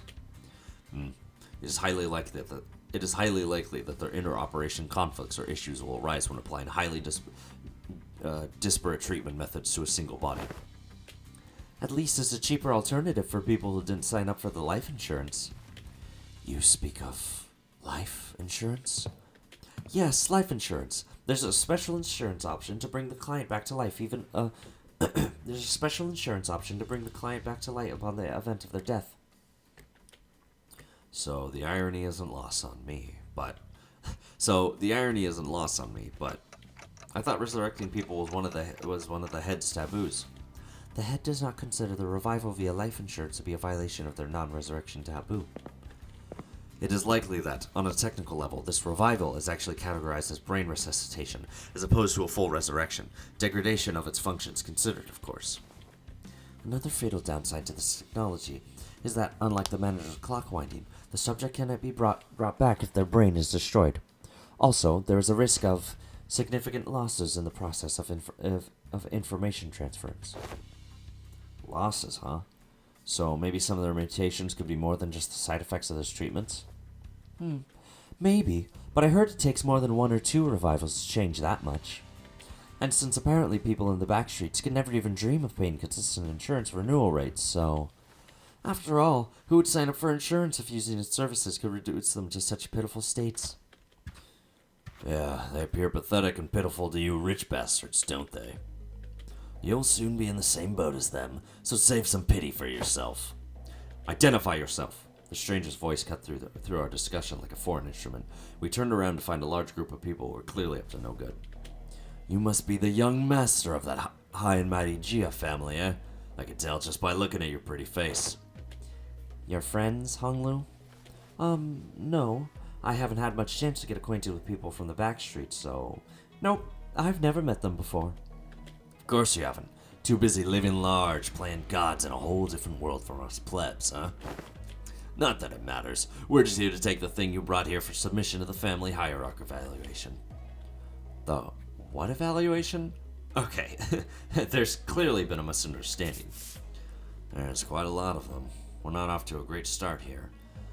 Ah, man. Actually, no. It'd be a violation of our office's core values to jump them like we're some common thugs. I, Shan-san, third son of the Triax office, challenge Jia Bao-Yu of the Jia family to a duel. Our wager will be that the winner can take anything they want from the loser. Wait, what do you mean, a duel? Duel?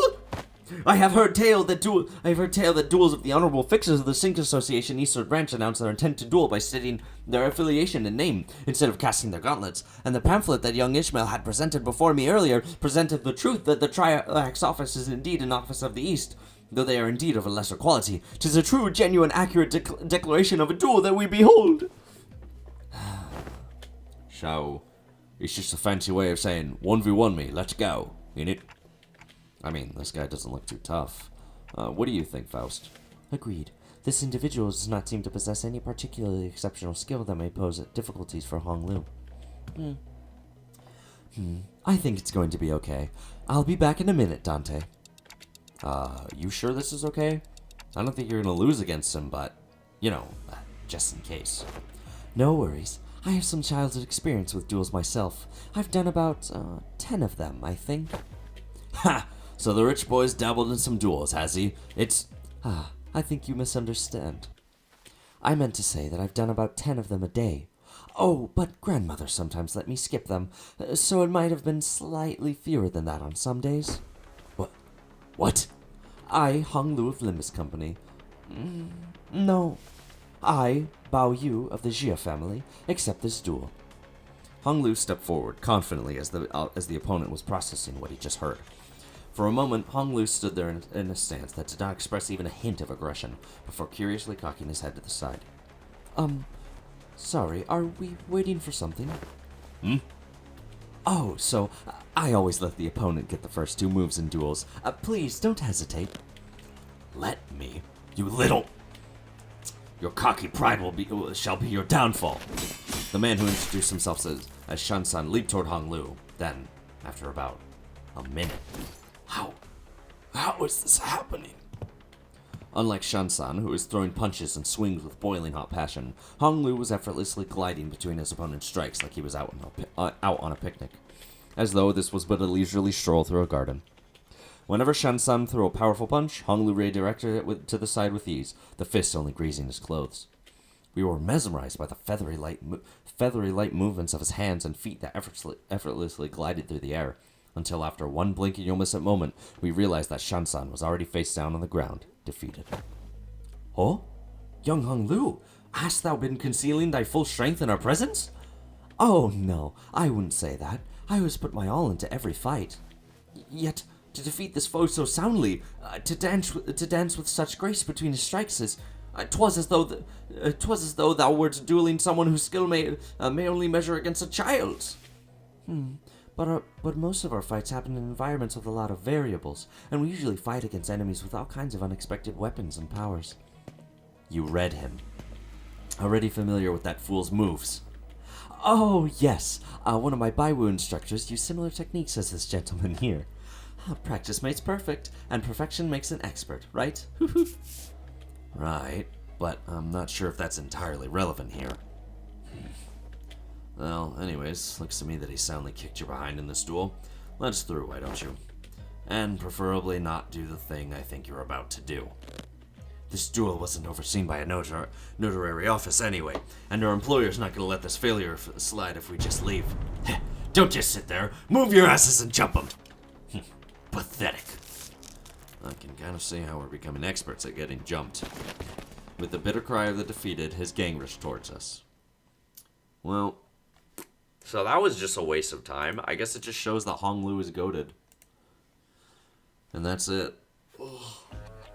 Yippee! 제가 도움이 될지는 모르겠지만 Alright, let's do this. 노력해보겠습니다. Get you, and then you.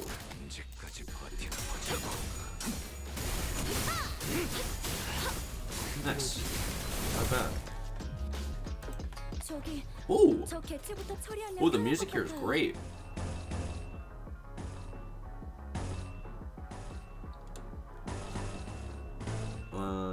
Yeah. Oh, this is great battle music. What the hell? This is amazing. 어떻게 하신 거죠? I love this. 깜짝 놀랐어요. 이 결투.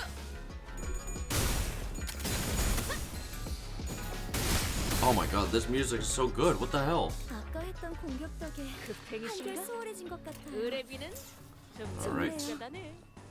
We'll do this for that, since we can't clash with anything. 불가 And now we'll go. 본인의 승리. Nice, nice. Let's go.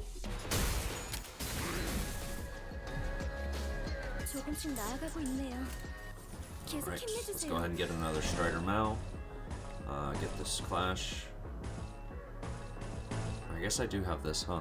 But it's not gonna be all that useful, especially because we're just gonna kill these guys anyways.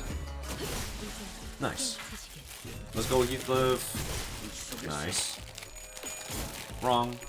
Incorrect. 본인의 승리일세. Nice. 본인의 Nice. Oh, that was easy. Oh, really?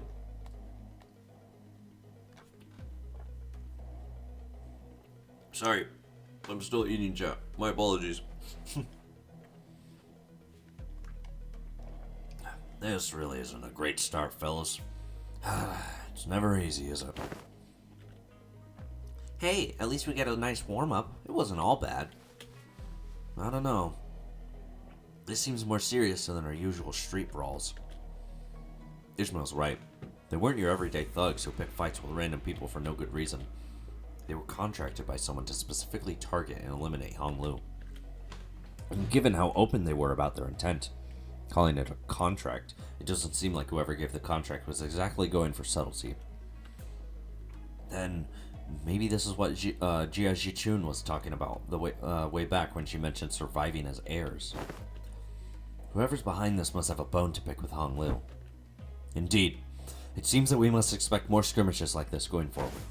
Alas, was this trial not readily overcome? Not the point. Think on it a little more. Seems like they're assuming that Hong Lu's brought something here in order to participate in that family hierarchy evaluation. Then there's no reason to assume that we've seen the last of them. They're going to try again to take out the competition. A highly accurate assessment of the situation by the executive manager. I expected no less from someone of your genius. Going for the classics of brown-nosing today, Otis? Since when was it brown-nosing to compliment a job well done? Do you not expect... This inane conversation is most riveting, but I would prefer some silence while we wait. It seems that the company foresaw such difficulties. They've sent you a support team to help you handle this issue.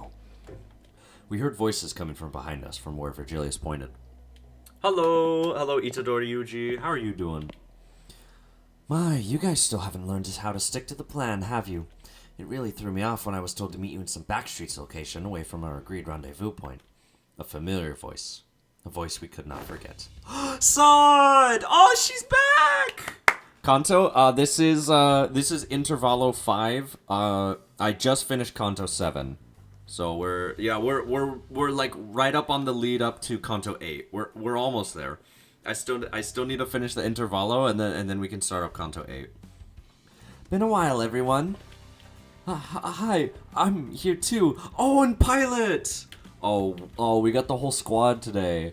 We turned around to follow where the voice was coming from, and recognized the two people we've been hoping to see again. Yay! Sod and Pilot. I love them. They're awesome. What is your reaction for beating Ricardo? Ricardo was very annoying. He was... I hated him, but... It was a fun fight. Once I understood like how to fight it, I understood everything. Sod? And hey, Pilot, right? What's wrong? It's like you're looking at a ghost. Pilot didn't tell me that you shared my news with them. Pilot, didn't you tell me that you shared my news with them the last time? Sorry, I'm stuttering like a it's rough. I did. I sure did, ma'am. Oh. Yeah, he did. The sinners each recovered from the initial shock of seeing them again. And soon, their faces began to bloom with relieved smiles.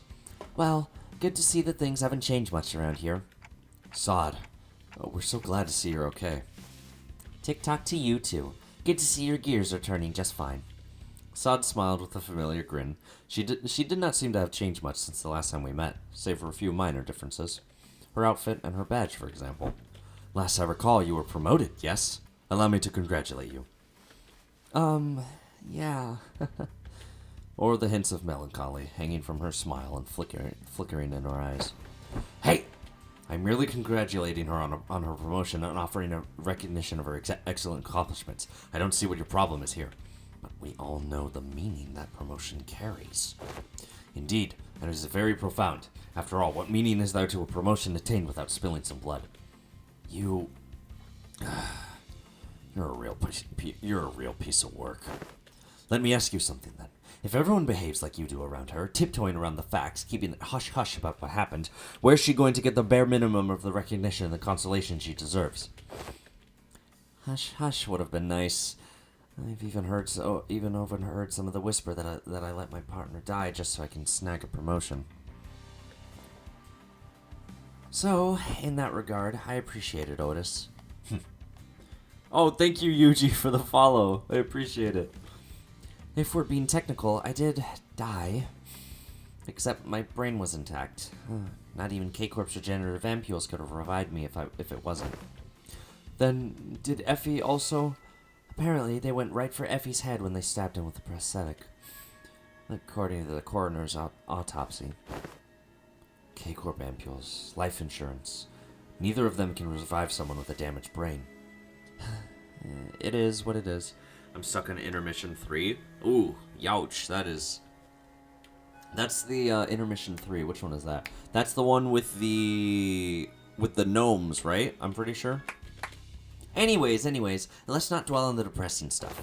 We're here for work. Let's get some work done. So let's talk about work, okay? Pilot? Yes, ma'am. Let's see here. Coincidentally, I happen to make friends with a... Oh, he's yielding flesh. Oh, bamboo-headed Kim. That's right. Okay, yeah. Bamboo-headed Kim. I forgot about him. Yeah, that one's a little rough. I'm so cooked. Just don't do. My advice: don't focus on sinking. Sinking is actually a good thing for the boss over there. Just try your best. Try not to overthink it, and just use your best teams. I don't know if there's like really a strategy. I kind of just use my best team, honestly. Well, let's see here. Coincidentally, I happen to make friends with a feller who has ties to the Gia family, so I brought him over. Hey, is that everything? Yes, sir. Briefing over. Just as everyone was reeling and stunned silent at the least informative, least helpful briefing we ever had the displeasure of sitting through. Bro, about to spam win rate? Well, I don't spam win rate. I try to plan it out as much as I can. It's a little bit, because I play other like puzzle gacha games too, so I at least have a little bit of knowledge. Ishmael was the first to catch herself. She looked up at Sod. Sod, can we rely on you for some elaboration here? The briefing was a good demonstration of the necessity of educating the 5 W's and 1 H principle.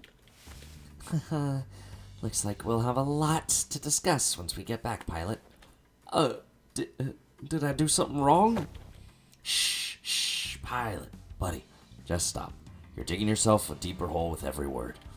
Save the lunacy, spam the win rate, real. Gregor quickly leaned in to warn Pilot, but it was likely too late. A nigh unnoticeable crease had already formed between Sod's brows. Prior to commencing this high-priority operation, it was necessary for us to find individuals with connections to H-Corp. So, we, as the preliminary observation unit, were put to the task, and we managed to establish a connection with an individual. Oh, someone from my family? No, we tried, but your family proved to be a rather difficult nut to crack. However, as we were wasting our precious time with all of our leads, Pilot perused an unconventional method to establish this connection. I really didn't hold back on compliments then, and this is how you... Our collaborator is a former employee of the Gia family. After leaving the family, he now runs a lodging business. Then it is likely that he is far removed from the family politics, less motivation for him to attack us due to conflicting interests. Yes, and according to Pilot's report, he still regards the Gia family positively. How can I not, considering the blessing they have given me? An unfamiliar voice butted into the conversation as though to continue Sod's explanations. I humbly present myself before the Fellowship of Young Master Bao Yu.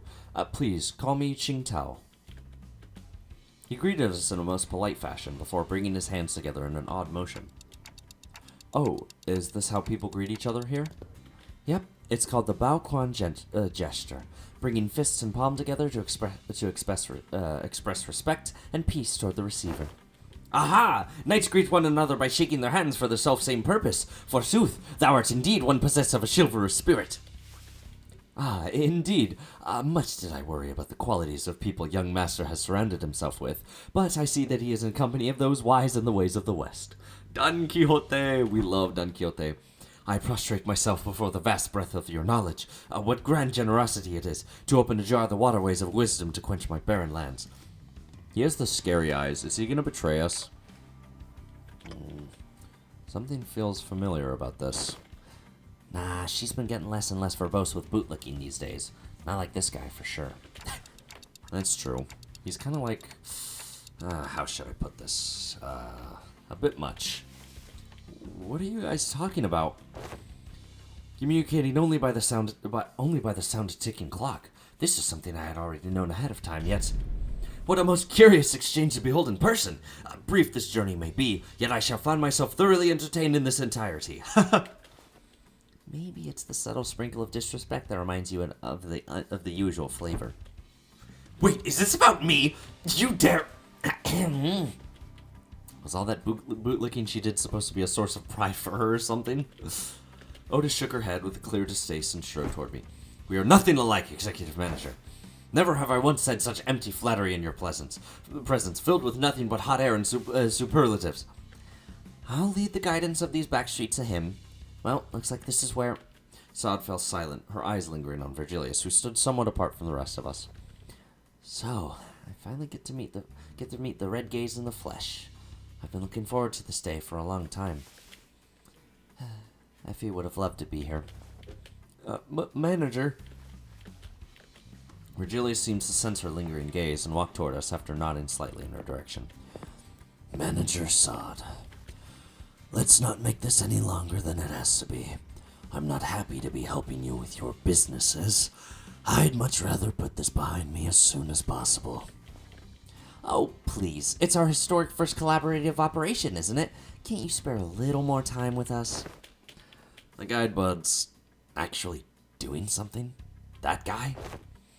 Yes. Unfortunately, LCC has our own business to take care of today, so we won't be accompanying the LCB this time, and the Red Gaze will be helping us out to get it done. Taking Mephi there. Vroom vroom. Maybe it's not that unfortunate, now that I think about it. I feel like every mission with the LCB has always been an uphill battle to get anything done. Well, you see, back then we were... just messing with you. I'm sure we'll have another chance to work together again. Boss, we don't got much time.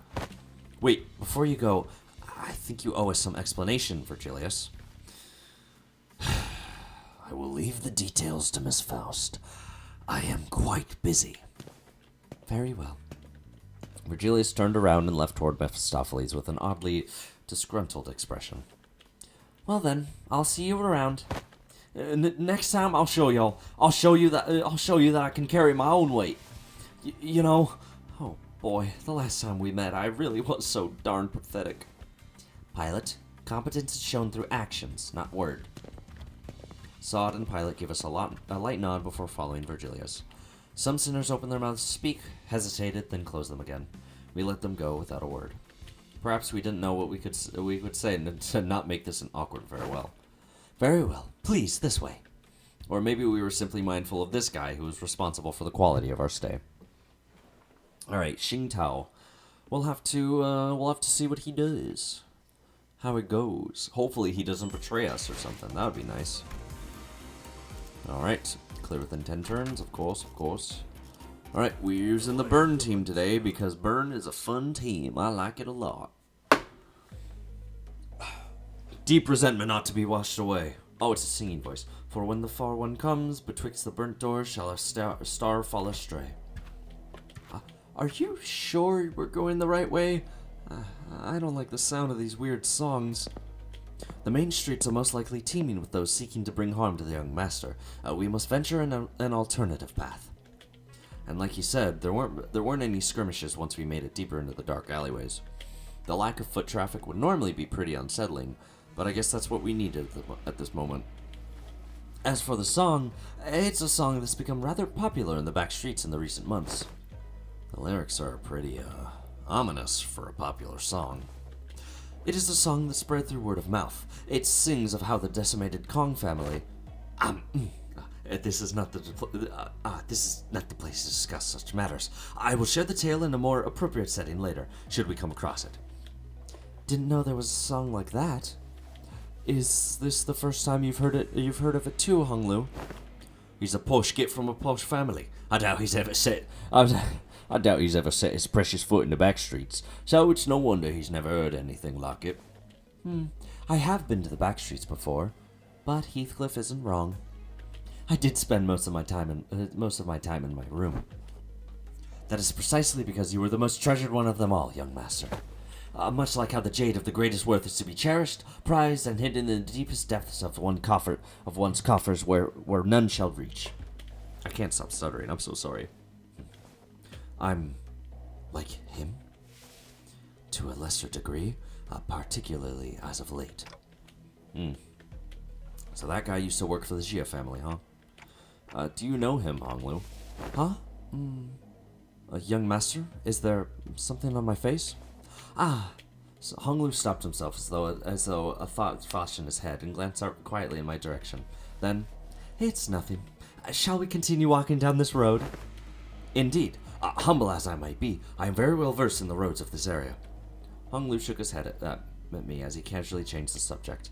It was as though he was trying to hide something we know from Xingtao. Should we be suspicious of something? He is a collaborator, but only a temporary one. A degree of caution would be advised. Given Pilot's clear inexperience and naivety, we would do well to remain suspicious of this character. Faust and Otis approached me as Honglu was nodding along and chatting amicably with our guide. Well, looking back at our journey so far, I think we learned our lesson about blindly trusting every collaborator we come across. With growing mistrust in mind, I slowly made my distance from the guide before asking Faust the burning question. So what was that about Virgilius back there? So what was that about back there with Virgilius? Something about him going off to help them out? The consequences of his actions at Wuthering Heights. Oh. His actions were a violation of one of the more important items in his contract with the company. He is simply taking responsibility for the breach of contract. I think back to the incident at the manor. It feels like such a long time ago now. Well, that's kind of a bummer. He really helped us out of a pickle. What? That's what they're dragging him away for? Is there a problem, honored guest? Oh, Are you giving your body the water it needs to keep you healthy? Thank you, Artemisu.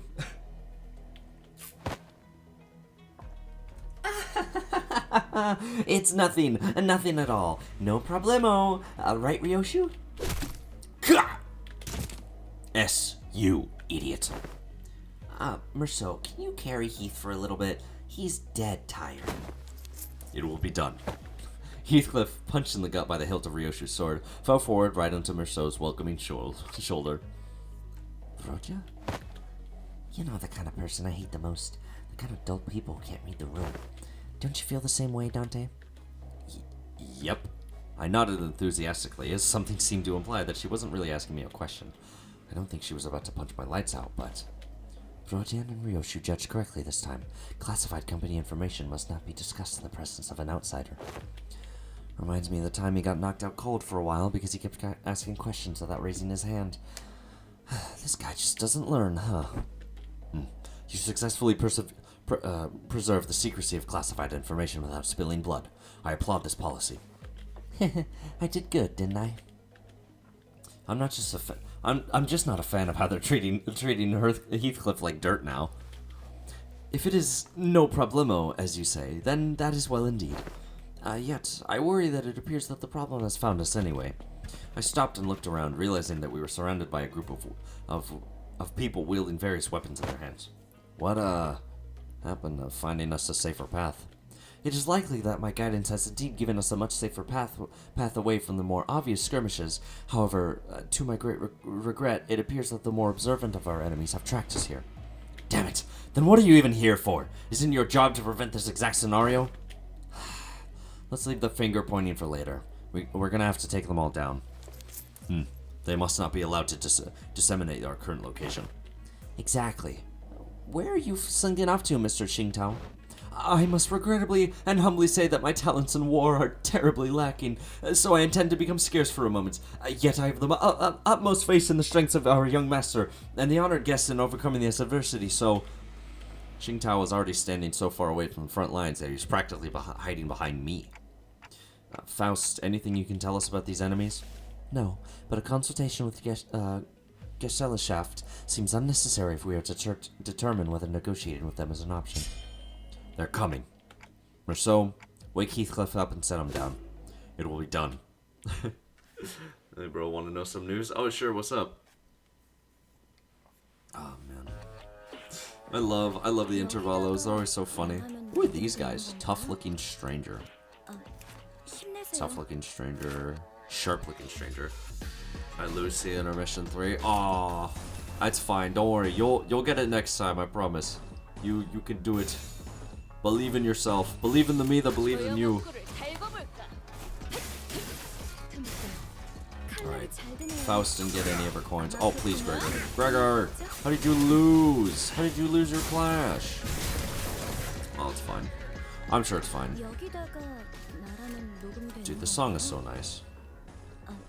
힘내세요. You can go for this, go for that, this. Alright, good to go. Nice. Doing good so far. 방금 어떻게 하신 Nice, 거죠? not bad. 깜짝 놀랐어요. Alright, we got this one. We can do that, this, that. Unopposed, unopposed, unopposed. N-Corp Fault. N-Corp Fault Sinclair. Oh, N-Corp Faust Sinclair and add some blood beans. Let me see that. If that's the case, then let me think. Hold on, I might be able to help you out. Let me just get out of here to see if I can do any like team crafting, like out of this battle real quick. See if I can do any like team crafting. Nice, let's go Dawn.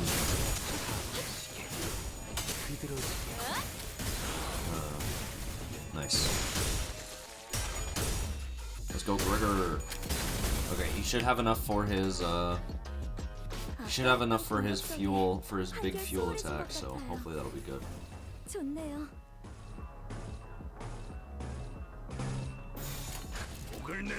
Alright, let's go.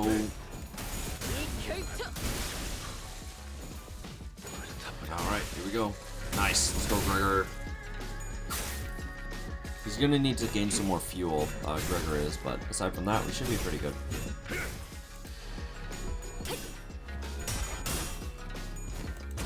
Why is this song so good? Oh, did Faust run out of Strider Mao? Oops. I found a team that win the claim their bones guy. Oh, okay, that's good.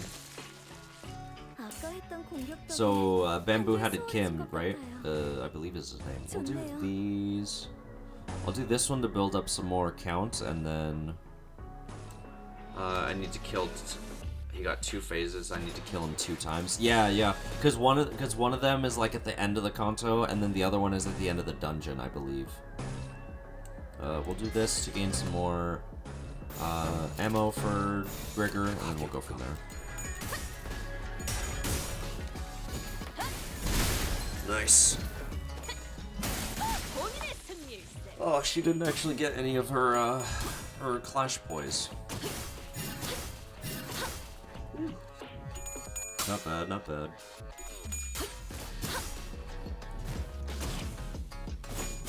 Let's go Faust. Nice. Let's go. Okay. See what we got. So it looks like you're using mostly a bleed team. Hostiles in the immediate vicinity have been eliminated. Our collaborator, who had been hiding far from the battle, quickly ran up to our side as soon as the fight ended. Are you unhurt, young master? Yep, I'm totally fine. Of course, our honored guest's martial skills were all exceptionally brilliant, but, young master, your light was the brightest even among the incandescent. This humble servant could not hold back his tears at this wondrous sight. To witness such excellent martial arts from none other than the young master himself, what an unexpected surprise. But don't the children of the Jia family undergo all kinds of strict training regimens from childhood? It was simply my assumption that young master had ceased his trainings once he departed the family. Anyways, how do you think they tracked us down anyway?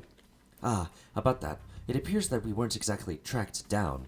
Perhaps it may be that the ilk who lurk in these parts of the back streets recognize the young master's venerable countenance. I don't think my face is that well known. The family hierarch evaluations are nigh. Every soul living in Hongyuan must know the face of the young master who is loved by every elder of the family. It must be that they are under the assumption that you are carrying something of great value. Family hierarch, huh? But didn't Jia Shichun say something about heirs back then? They all assumed wrong then. I didn't bring anything precious that the elders might be looking for. Young master, even now? I just couldn't care less about it, that's all. Besides, many of my siblings are much better fit to be the family hierarch than I am. That's... well, that is indeed a relief. Relief, is it? Well, but of course, it is a highly dangerous endeavor to partake in the hierarch evaluations, so it is of great relief to know that young master is not putting himself in unnecessary danger. I guess that could be a relief. Sort of. Now that we took them all down, there shouldn't be any more on the way, right? Greg, can we not jinx ourselves for 1 second? Why are you laughing, Ryoshu? Now I'm worried. Please do not concern yourselves any further. We will take a more clandestine path. I guarantee a safe and easy passage to our destination. I still have a hard time buying that. The lay of this place would constitute a perfect place to set up an ambush in most places, yet you claim this to be a safer path? Yet I ask you to place your faith in this humble servant, for Hong Yuan is not like most places. Fine. For now. Otis shut her eyes for a moment out of her torch, then turned to look at Ishmael. Hey, Ishmael. You must have a pamphlet of this place handy, don't you? No way. You're actually going to read it? Why else would I ask? No, I mean, how could I not be caught off guard after almost a whole year of getting brushed off by everyone every time I plead with them to read the damn pamphlets? Like hell, did no one think to... I will find my own intel if you're just going to ramble on and on with your grievances. Okay, fine. Here it is. Otis opened the pamphlet and began intently glaring at its text, as though she didn't want to miss even the smallest detail of information in there. Suspicion clear on her knitted brows. Okay, so it looks like you're building a bleed team. Let me see what I can do. So you have Priest, Gregor, Barber...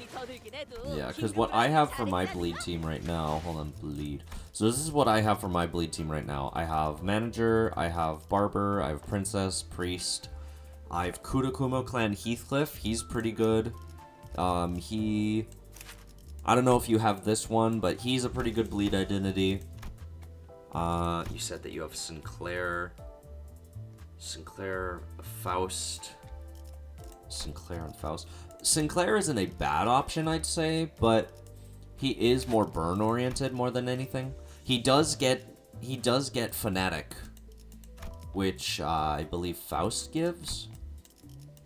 Either that, or it's hard to say. Well, the one thing is that Faust, Cromer Faust is very interesting in the way of her passive, because she is a passive that, yeah, she gives 2 Fanatic to N-Corp, but she also heals 15 SP, while Sinclair is a negative SP character.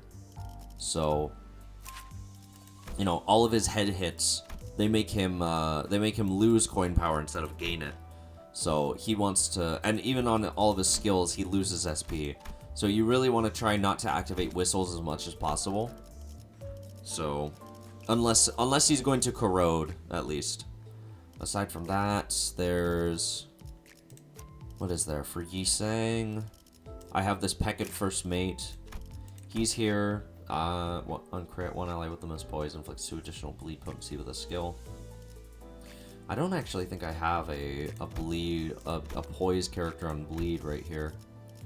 I have middle little brother Merceau.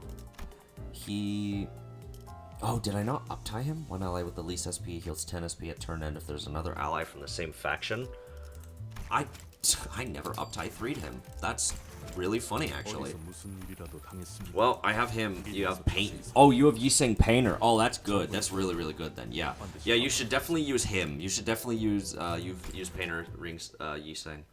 This is not Ricardo, actually. We haven't gotten a Ricardo identity. This is just a middle identity. Hair coupon. I wish we currently haven't gotten a Ricardo identity, so we're still just waiting for that to see who is the. Because if it was a Ricardo, he would be called Big Brother instead of Little Brother. I'm surprised I never actually uptied him, even though I've been using him for the passive this entire time. Does he gain? Oh, this is combat passive, not his support passive. One ally with the least SP heals 10 SP at turn end if there's an ally from the same faction. That's actually pretty good, but it's very... But it's Envy? Who is Envy on the team? Faust. Oh, right. Faust has Envy skill 1. You have Envy skill 2. Who else? Aside from that, no one else. It's just Faust skill 1 and then Rodion skill 2. That's right. Virgilius is Ricardo. We never know. And then for Honglu, I don't really have anything else. I have W Corp charge. Oh, he has very slight rupture. He's rupture charge. Interesting. Yeah, this is my bleed team right here. I don't really have anything for Ryoshu. Assistant manager. Which one was this? This one's poise. If one ally with the least ammo. Oh, this one gives ammo. I see. Gambling for Princess Lamupanja. Blah, blah, blah. I can't speak. Honestly, I'd say that's not that bad of an idea. Although, do be wary that Walpurgis is happening soon. And the Walpurgis identities are actually pretty good. I don't know if there's any bleed sector ones. You're sinking. That's right. This Yiseng is sinking. Regret. This one's Tremor. Red Eyes and Penitence. Red Eyes. Oh, there's this Red Eyes Ryoshu. Yeah, there's Red Eyes Ryoshu.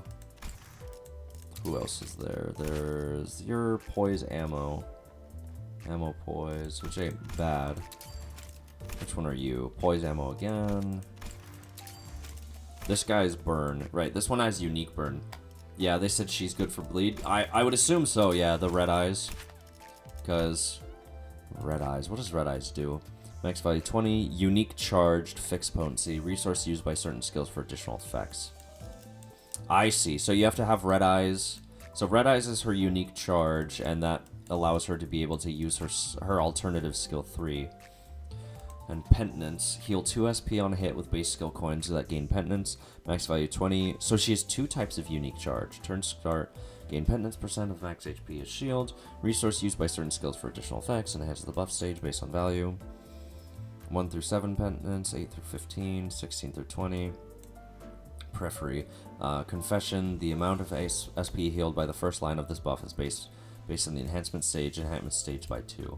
I have 3.2k lunacy. Youch. Inflict bleed. Inflict bleed.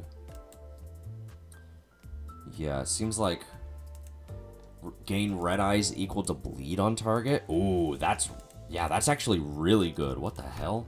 That's really good for her. Inflict bleed equal to Red Eyes consumed minus 15 on target, max 5. Okay. Deal 4% damage for every Red Eyes and Penitence consumed, max 160%. On hit. Okay. Yeah, she's pretty good. Lose 15 SP and gain only ashes remain next turn. Cannot maintain Red Eyes and Penitence. When gaining Red Eyes with base skill effects, heal self and one ally with the lowest HP percentage by Red Eyes gained. Percent of this unit's max HP, 2 times per turn. When gaining Penitence with base skill effects, heal self and one ally with the least SP by Penitence gained. Turn end, this effect expires. On hit, gain 2 Red Eyes once per turn. At less than 7 Red Eyes, gain 1 additional Red Eyes. On hit, gain 2 Penitence once per turn. That's less than 7. Okay, that's not bad. Bro, click on her eye. Which eye? This one? Hold on, I don't know which one. I know that she has the Red Eyes. Yeah, Red Eyes is interesting. I'm going crazy. I thought it was nothing there. Oh, yeah. No, you're good. You're good. Okay, I'm gonna continue the intervallo so that I can finish it by tomorrow. Oh, more lunacy. We're so back. I have 21,000. We're so back. All right, I'll use my Rupture team actually. I haven't used Rupture in a while. 잠깐. I've not used Rupture in forever. Should be good. Oh boy. We were on a desperate run. All the while fighting off hordes upon hordes of enemies. Oi! What happened to safe and easy passage? Explain the shot! It appears that the young master's radiant countenance was made known. Steal your account and delete it just like that. I thought we were finding a more clandestine passage. How come we're getting jumped by even more enemies? As I've said, the young master's ready to at least try to give a little variation to your excuses. I cannot so easily say that he is being untruthful, given the disjointed allegiance of the enemies attacking us. Otis played with the pamphlet in her hand, clearly frustrated, but unable to establish anything concrete. Heathcliff is British? Oh yeah, he is. For people without a clear allegiance to attack a member of the Gia family. Looks like everyone in the back streets has been getting pretty plucky while I was away. Back then, I couldn't even catch a glimpse of their faces. They'd all be on their hands and knees whenever we walked past. Ah, what a wonderful change. Oh, shove that wonderful change up your arse, you bloody loon. How much longer till we get there? My Kazan is near. Calm your worries. Our guard seems oddly calmer now than he did at the beginning of this journey. Did he really get numb to all the violence that fast, or... Speaking of which, what's a Kazan? It is a term commonly used to taverns, inns, or equivalent places of lodging in this region. Kanto 6 is more suffering. Oh yeah, it is. Lodging, huh? Like a hotel? It's gonna be pretty fancy then, huh? Do they serve like complimentary snacks and drinks like the warp train? Not sure about that, but it seems like Kazans also serve alcohol and food alongside their lodging services. Maybe we can get a meal in there. And hopefully we won't be attacked there like this. Residential non-aggression taboo. Any mutual acts of violence inside a residential building is, within this particular area in floor of Hangyuan, a taboo. A taboo. We may rest easy within then. I saw Faust's eyebrows slightly twitch as though she had just heard the most ridiculous thing, but I guess I'll ask her about it later. Man, if it's for some kind of family hierarchy or family head selection contest, why couldn't they save all this fighting until then? Because it would be too late. Late how? Every hierarch candidate must have brought incredibly precious treasures with them. It would be nice if they believed that their own treasure is the most precious of them all, but everyone's going to try to take each other's just to be sure. I see. Just in case someone else brought something even better than their own. And might as well kill them too, for the sake of convenience. Is that how the folks in your family think? What kind of line of thinking is that? But the other families didn't seem too different from mine. Damn. Deepest apologies for intruding upon this most enthralling conversation. However, we may be inviting even further trouble by dallying here. With that, the guide pulled out a watch to check the time. It will be nighttime soon. Uh-oh, nighttime. You know what that means. Oh boy. Alrighty. 여기다가 말하면 Alrighty. 되는 건가요? And so begins 힘내세요.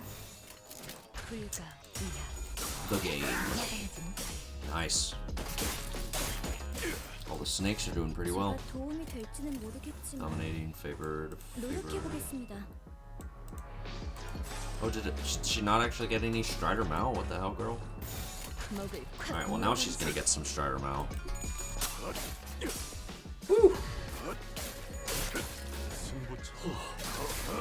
Not bad at all. Nice. Okay, Faust got her Strider Mao, so that's good. 방금 어떻게 하신 거죠? 깜짝 놀랐어요. Alright, here we go. 먹을 콱 물어버리자고. Nice. 바로 이제 깨우치시게.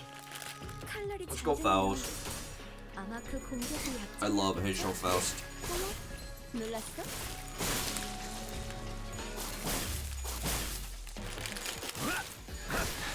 Nice. 여러분들 기분이 좋아 보이시네요.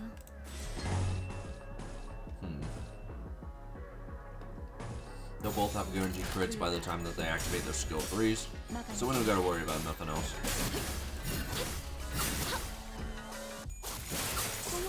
Nice. Then Rodion has guaranteed crits, so now she's gonna go ahead and reuse her coins. Nice, let's go. Not bad. And then Gregor is gonna go ahead. Oh! That was actually stolen attack for once. That's crazy. Ouch. Alright, buddy. Your time to go. 263. Let's go, Gregor. Not bad. Not bad at all. 아까 했던 공격 덕에 게이트 Oh, Gregor lost all of his poise. Now he's got to get it back again. Mentor's Council? Oh, right. Clash power up for being the fastest ally. I remember now. Oh yeah. Another AoE from, or another bounce attack from Rodion soon. 이 거리는 충분해. 너한텐 조금 멀겠지만. Nice. 진짜 썩네.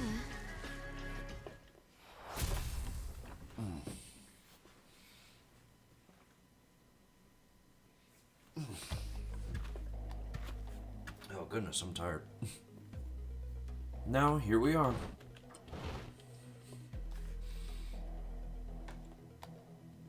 Sorry, I'm still eating food. I haven't had breakfast yet. Is this the place?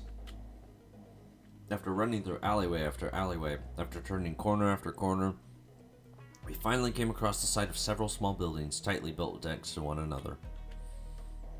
At the center of them was a building with red lamps adorned with a door plate with complicated-looking letters scribbled over it. This is shoddier than I expected. Hey, isn't this place a bit too trashy to house your precious young master? That is not our building. Please look this way to see where our honored guests will be staying for the night. I knew it. I heard so much from Hong Lu about all the splendor, all the... Huh? We followed Xing Tao's finger and arrived at a small warehouse of sorts, its exterior painted in black. That looks smaller than even Mephistopheles. Can we all even fit in there? Hey, that place looks trashy as heck, even for us, let alone your young master. This is the nearest Kazan we could afford to stay in, at least among the ones that I manage. Yet its location in the back streets heavily limits the level of efficiency it can afford. My deepest sincerest apologies, young master. Don't worry, we can't always sleep in desiccant places. It looks just fine for an overnight stay for me. Are you nuts? Can that thing even fit all of us in there? Much did I wish to guide the honored guests to the family mansion in the central zone. However, the time... Oh ho, the sweeping wave. Doesn't that start at 3:13 in the morning? I feel like we've got plenty of time to get there. Exactly. Don't we have more than enough time to get to the family mansion? According to the H-Corp travel guide, the central area is only like an hour away from here. Has the honored guest traveled to District 8 before? Well, no. This is my first time here, but then one must ask how the honored guest could claim to have the full understanding of a place merely by flipping through a book, when she hasn't had to contend with it in person. Innumerable, unpredictable changes await in this teeming jungle of buildings. The ever-shifting structures, the constantly changing paths, ambushes from foolish yet vicious syndicates, or even offices of the backstreets. Oh, we are beset by danger from all sides. Such bold, flippant approach to predicting the phenomena of this place is to court death. Even a toddler must know that. One fails to disguise his utter sorrow at the inadequacy of her wisdom. Is it just me, or are we all thinking back to Ishmael back at the Great Lake? Zip it, Dante. But if the guidebook lists a path, does it not imply that it's technically possible to reach there in time? Otis suddenly took a step forward. In her hand was the H-Corp travel pamphlet that Ishmael was talking about. I have faith that if our executive manager would lead us in your directionally challenged stead, they would be able to lead us to our destination before night falls. Me? This does not appear to have been discussed beforehand. Very well. Allow me to speak freely, without frills. My responsibility is to bring the honored guests to the central zone, and to ensure the young master's safety. It is, indeed, technically possible to reach the family mansion before the night in the backstreets commences. Technically. Yet, not even one iota of danger to the young master shall be permitted. The mission that has been so gracefully bestowed upon this humble servant is not to guide the young master with haste, but to guide him with utmost safety. Oh ho! It is said that those engaging in strategies and plans must remain wary of losing sight of their purpose, to stubbornly forge on toward the family mansion in lieu of necessary intel to see when these mobs of assailants would end, is to wrongly prioritize the journey over the destination. You. Oh, you! Wonderful. Truly impressive. You have all the qualities of someone I would trust with my life when devising a stratagem.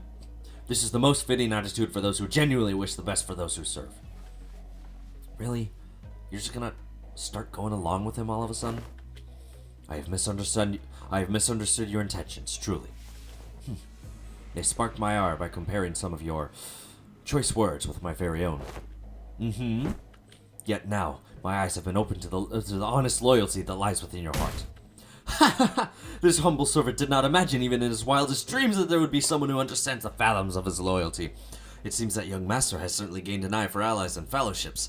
This is a cause for much relief in my heart. I call it Walpurgis. It rhymes with grug. Ha ha ha! Listen to him. This one knows how to jest. They're basically best buds now. I may have lost my cool for a moment there. Anyway, this man speaks true. It is highly likely that we would be exposed to attacks of similar nature were we to continue moving at this time. She's just fully on his side now, isn't she? That's when I realized that she was looking in my direction. The exaggerated smile had all but completely faded from her face, replaced with an odd but dead serious expression. When our gaze was locked, she nodded. She must be completely turned around by that guy. Is this her way of saying, so long, I'm gonna quit and go work with this guy now. Thanks for everything? And as for this hotel, it is still much better than sleeping in an outdoor tent barracks. We should be able to relieve ourselves of some fatigue here before moving on. Did you not earlier insist on continuing our search for a better accommodation with the greatest vehemence, Miss Otis? Yeah, whatever. We get your point. Let's go inside. Whew. My humblest self can only behold your generous acceptance of this insufficient lodging with the deepest gratitude. After all that serious talk, the man seemed oddly relieved to hear our decision as he brought his fists and palm together. Architecture of today mustn't be judged with such haste merely by an observation of their exterior. The interior may hold aught to be surprised of. Worry not. With Rodyan surrendered, wouldn't that be nice? We made our way into the building. Whew. Well, this actually ain't so bad. It's clean in here. This place represents a rather classical aesthetic. The landscape paintings lining the walls give off a rather sophisticated mood. And it's much more spacious inside than it looks from the outside. Do they use some kind of space expansion technology in here too? No. It seems that the building only appeared small due to the density of structures and proximity. Well, the door is now open. Should my presence be required, I shall be in the small shed next to this building. Please do converse freely. The man smiled awkwardly and quietly excused himself as the excitement among the sinners began to grow. Meanwhile, Hong Lu stood a fair distance from the guide, quietly watching his face as he left. His expression was enigmatic, as if he were gazing upon the clouds, the flowers, or even the wind. Yet there was no light in those eyes. It was as if they beheld a storm cloud, a desolate field of wilted flowers, and a howling, destructive gale. Do you suspect something, Hong Lu? So I decided to ask. Not yet, I don't think. Huh? Not yet? So, big brother, something fell off to you too, huh? That's when we've caught a familiar voice. Oh! Wow, Jichun, it's you! And so soon, too. Yeah, I told you I had a feeling we'd be seeing each other again very soon. Have you been well, young master?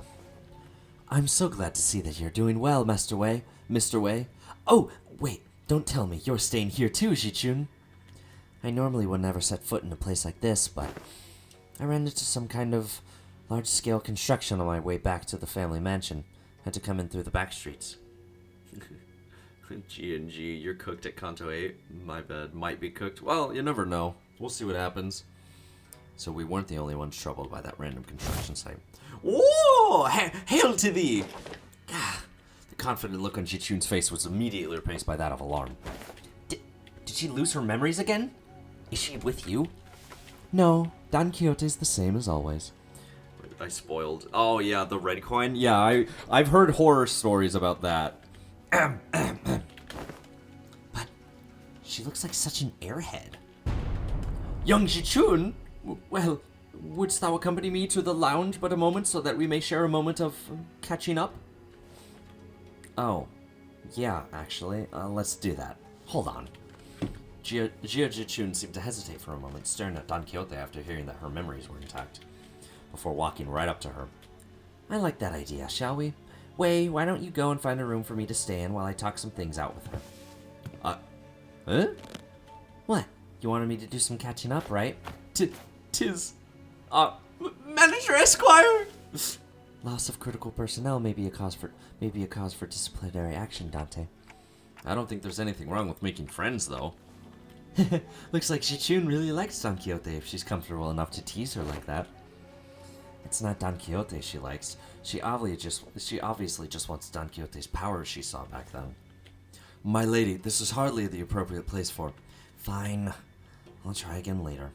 Go get some sleep. I'm heading in too. I can speak Dante language? Hell yeah. Jichun sighed with a bit of disappointment before hiding into the lobby. Well, let's all head inside now. So I and the rest of the sinners followed her into the lodging. Oh, I love them. Oh, I love them so much. My gay people. 저번에 약속한 거 안 유비. 잊었지, 죽은? 그 외에 임무를 성공적으로 100번만 수행하면 Suspicion. Suspicion, suspicion. 벌써 다 쓴 Let's see 거야? what we got. 말도 안 돼.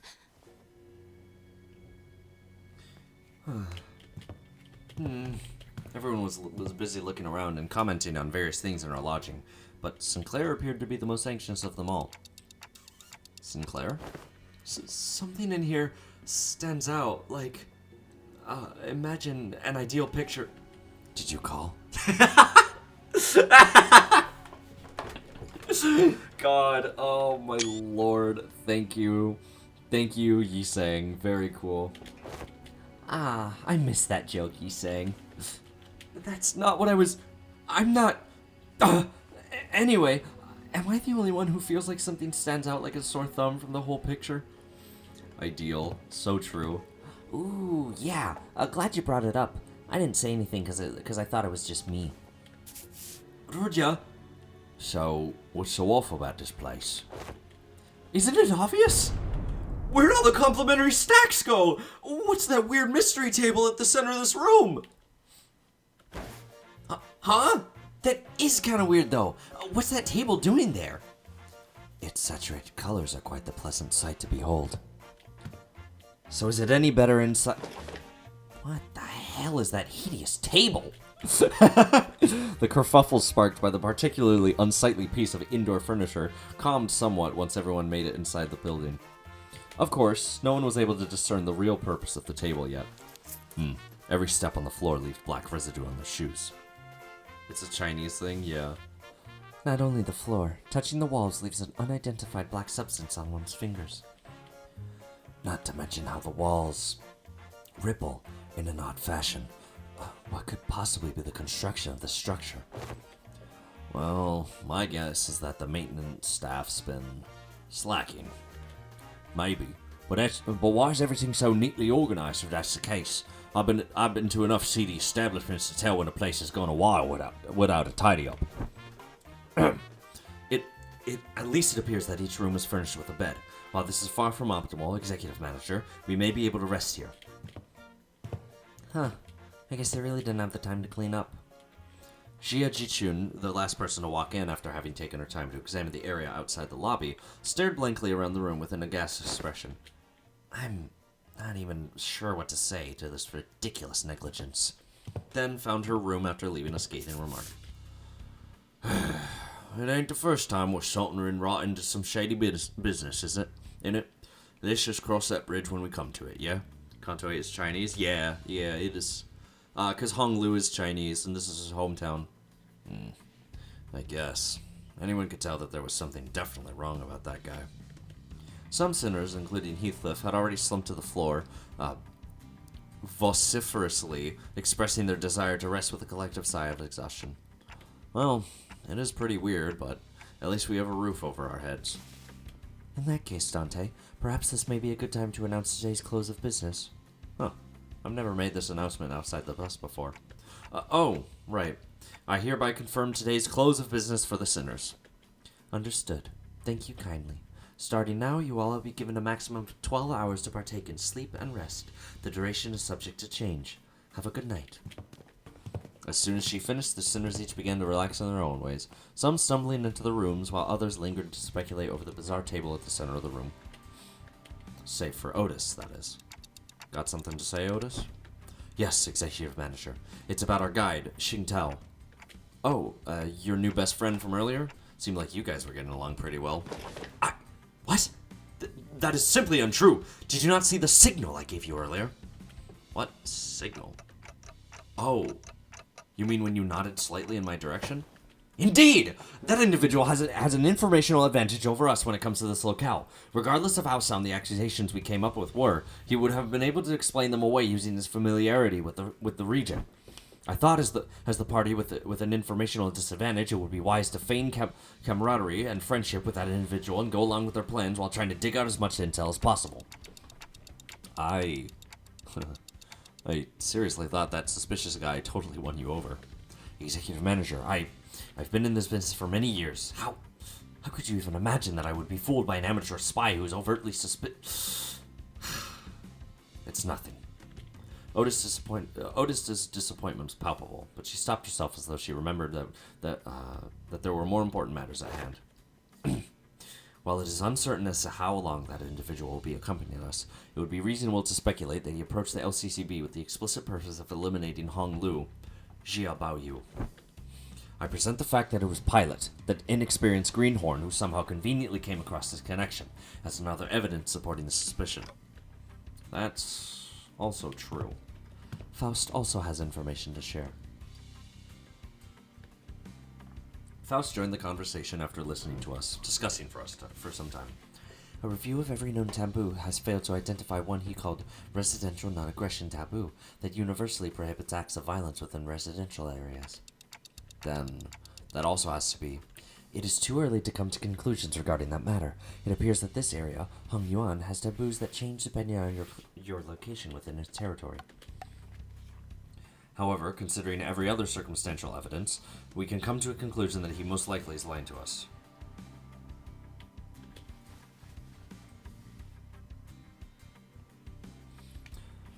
Your assessment cannot be denied. In that case, we must already be deep within the enemy's machinations. The constant stream of random assailants we faced earlier was also most likely a part of their plan.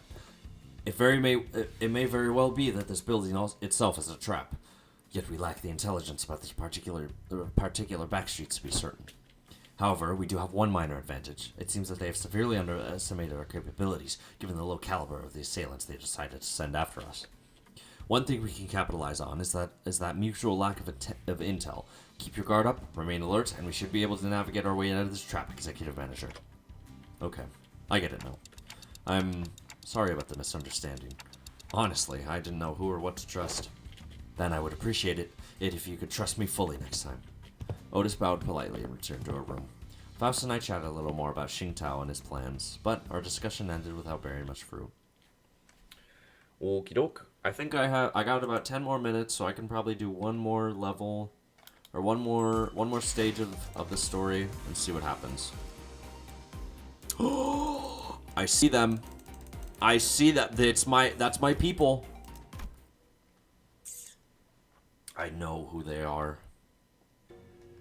I realized that Hong Lu was missing as I was spending time chatting with the sinners. I didn't notice him going into his own room, so I walked to the exit, about to look for Hong Lu outside, and ran into Jia Jichun and Wei, who decided to stay in the room close to the door. It's getting late. Where are you going alone without a guard? Oh, just looking for Hong Lu. Right. I can't understand what you're saying. Oh, right. When it comes to conversing with other sinners, I find that there are two types of people. The first type usually says whatever is on their mind without pausing for or caring to hear my reply. Hi, Captain Ahab. Given that this type of person isn't actually looking to communicate with me, that simplifies things a little on my end. However, it's also oddly insulting, as it seems as though they don't recognize me as a human, but rather a wall, or a clock on a wall. And the other type is the one that reads me so well that they might as well be able to hear what I'm saying. Virgilius falls into the latter category. He recognizes the pitch of my tics and talks, reads my body language, or sometimes even claims to see my expressions like how Don Quixote does. Captain Ahab, yep. And Jia Jitun, who saw through me with that short exchange.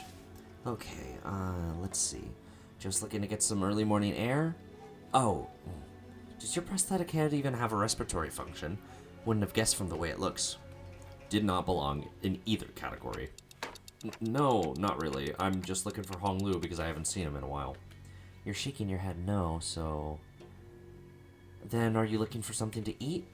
She's a new one. The type that tries to figure out what I'm saying without asking for help. My lady, would it not be wise to wake or find someone who may be able to translate?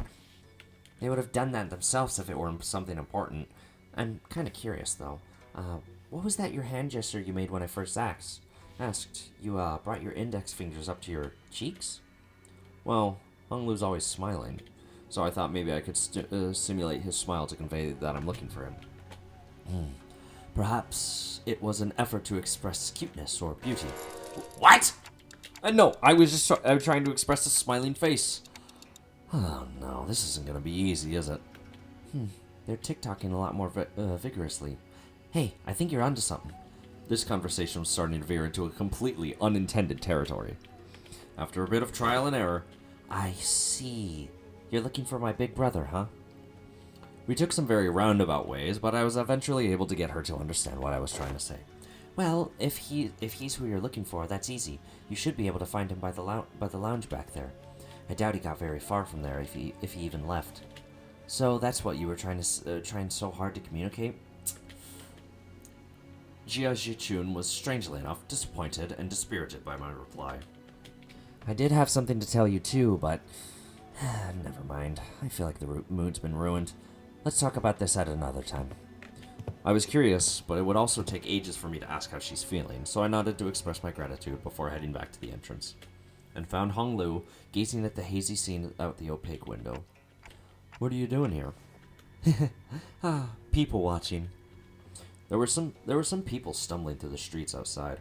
As I stared outside the window at the scene, Hong Lu seemed to sense what I was thinking and began. Are you worried for me, Dante? Well, yeah. It's your turn, Hong Lu. It really is. I'm back at H Corp and everyone's talking about the family hierarch selection. But you don't have to worry about me at all. Because I did not wish for anything from Limbus Company. Really? I'm not like Yi Sang. I'm not hiding my true feelings. No one gave me a wonderful promise like they would help me recover my torn and broken wings. I joined only to have some new experience, that's all. But we do know that something's definitely going to happen, whatever it might be. Something that will shake you to your very core, even if you didn't wish for anything. Going through something like that could. Probably, yes. But it's okay. I'm used to being led by the will of others anyway. No matter what happens here, I can't do this like everyone else. Because that's how it's always been. Whatever happens to me, or to those around me, I only... A loud, boisterous bellow suddenly cut Hong Lu off even before he could finish his sentence. Oi, let go of me! Just listen to that song talking and tell me I'm not supposed to get mad at it. Dang it, lower your voice. What are you guys doing back there? Gregor and Heathcliff, who were most likely hiding behind the entrance door, tumbled into view. I knew I shouldn't have come here with this guy. Couldn't you be patient for even a few minutes before bursting out of here? How long have you two been listening? From the very start, course. I thought he was finally making some sense at first. But what's that? That you're used to following others' will? I didn't mean to irk you, Heathcliff. I'm only telling the truth. Bloody hell, I'm about to burst a vessel. Oi, buggy bloke, am I supposed to practice patience after listening to that drivel? I think I'm practicing plenty of patience despite you calling me buggy bloke out of nowhere. So yeah, you are. It's not what I... Finally, some silence. Anyways, sorry about listening in, fellas. I'll let you in on some big secret if you let this one slide, though. What's the secret? Gregor rubbed his arm awkwardly as I stared at him in silence, then pointed at a pillar in exasperated motion. Guess who's hiding behind that pillar, manager bud? With that, two familiar figures stumbled out into view from behind the pillar. How could you betray us like that, Gregor? BWAHA. Bad, weak, and highly annoying. Good night, snooze fests, she says. Huh? Uh-huh? Did I get it wrong? I never said G and S. When did you... I never said G and S. When did you get a FU? Ryoshu looked at Sinclair with some interest before slicing open the ceiling above the entrance. And with an uncharacteristically wet noise for something cutting through a wall, a black ink-like substance dripped onto the floor, followed by Roja and Otis crashing down after it. GTFO. I didn't realize I had garnered such an audience for my story. Executive Manager, the sole reason I followed you out here was for the purpose of protection, as I was concerned for your safety. I am not like the others who followed you merely to sate their curiosities. Me, I was just bored. Then shall we continue the conversation, Dante? Everyone back to your rooms, now!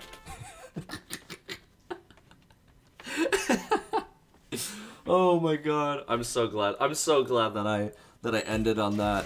Oh, that's amazing. Oh, that's so funny. My goodness. What is this? Just clear within 10 turns? Yeah, that makes sense. Oh, man. I love my sinners. I'm surprised Don Quixote wasn't there. So we had Heathcliff, Gregor, Vroja, Otis. We had Ryoshu and Sinclair. So the only ones excluded were Merceau, Faust, and Ishmael, and Don Quixote. Oh, and also Yisang. Yisang was excluded too. God, that's funny. That's really funny. Anyways, that's gonna be it for me, everybody. Thank you, everybody, for watching. I hope that you have good days. I hope that you all have good days. I hope that you take care, rest well. Remember, look both ways when crossing the street, don't get hit by cars, and have a good day. Actually, you know what? I wonder if I can raid. I haven't actually done a raid in forever. I don't know who's like even live. Let me see. Is there a way that I can some mod actions? I promise I got this. I know what I'm doing. Oh yeah, Jacob Alfred. Yeah, we'll raid Jacob Alfred. Alright. Here we go. Give it the wait period. Alright. Oh boy, I love 2 viewer raids. Alright, bye everybody. Take care.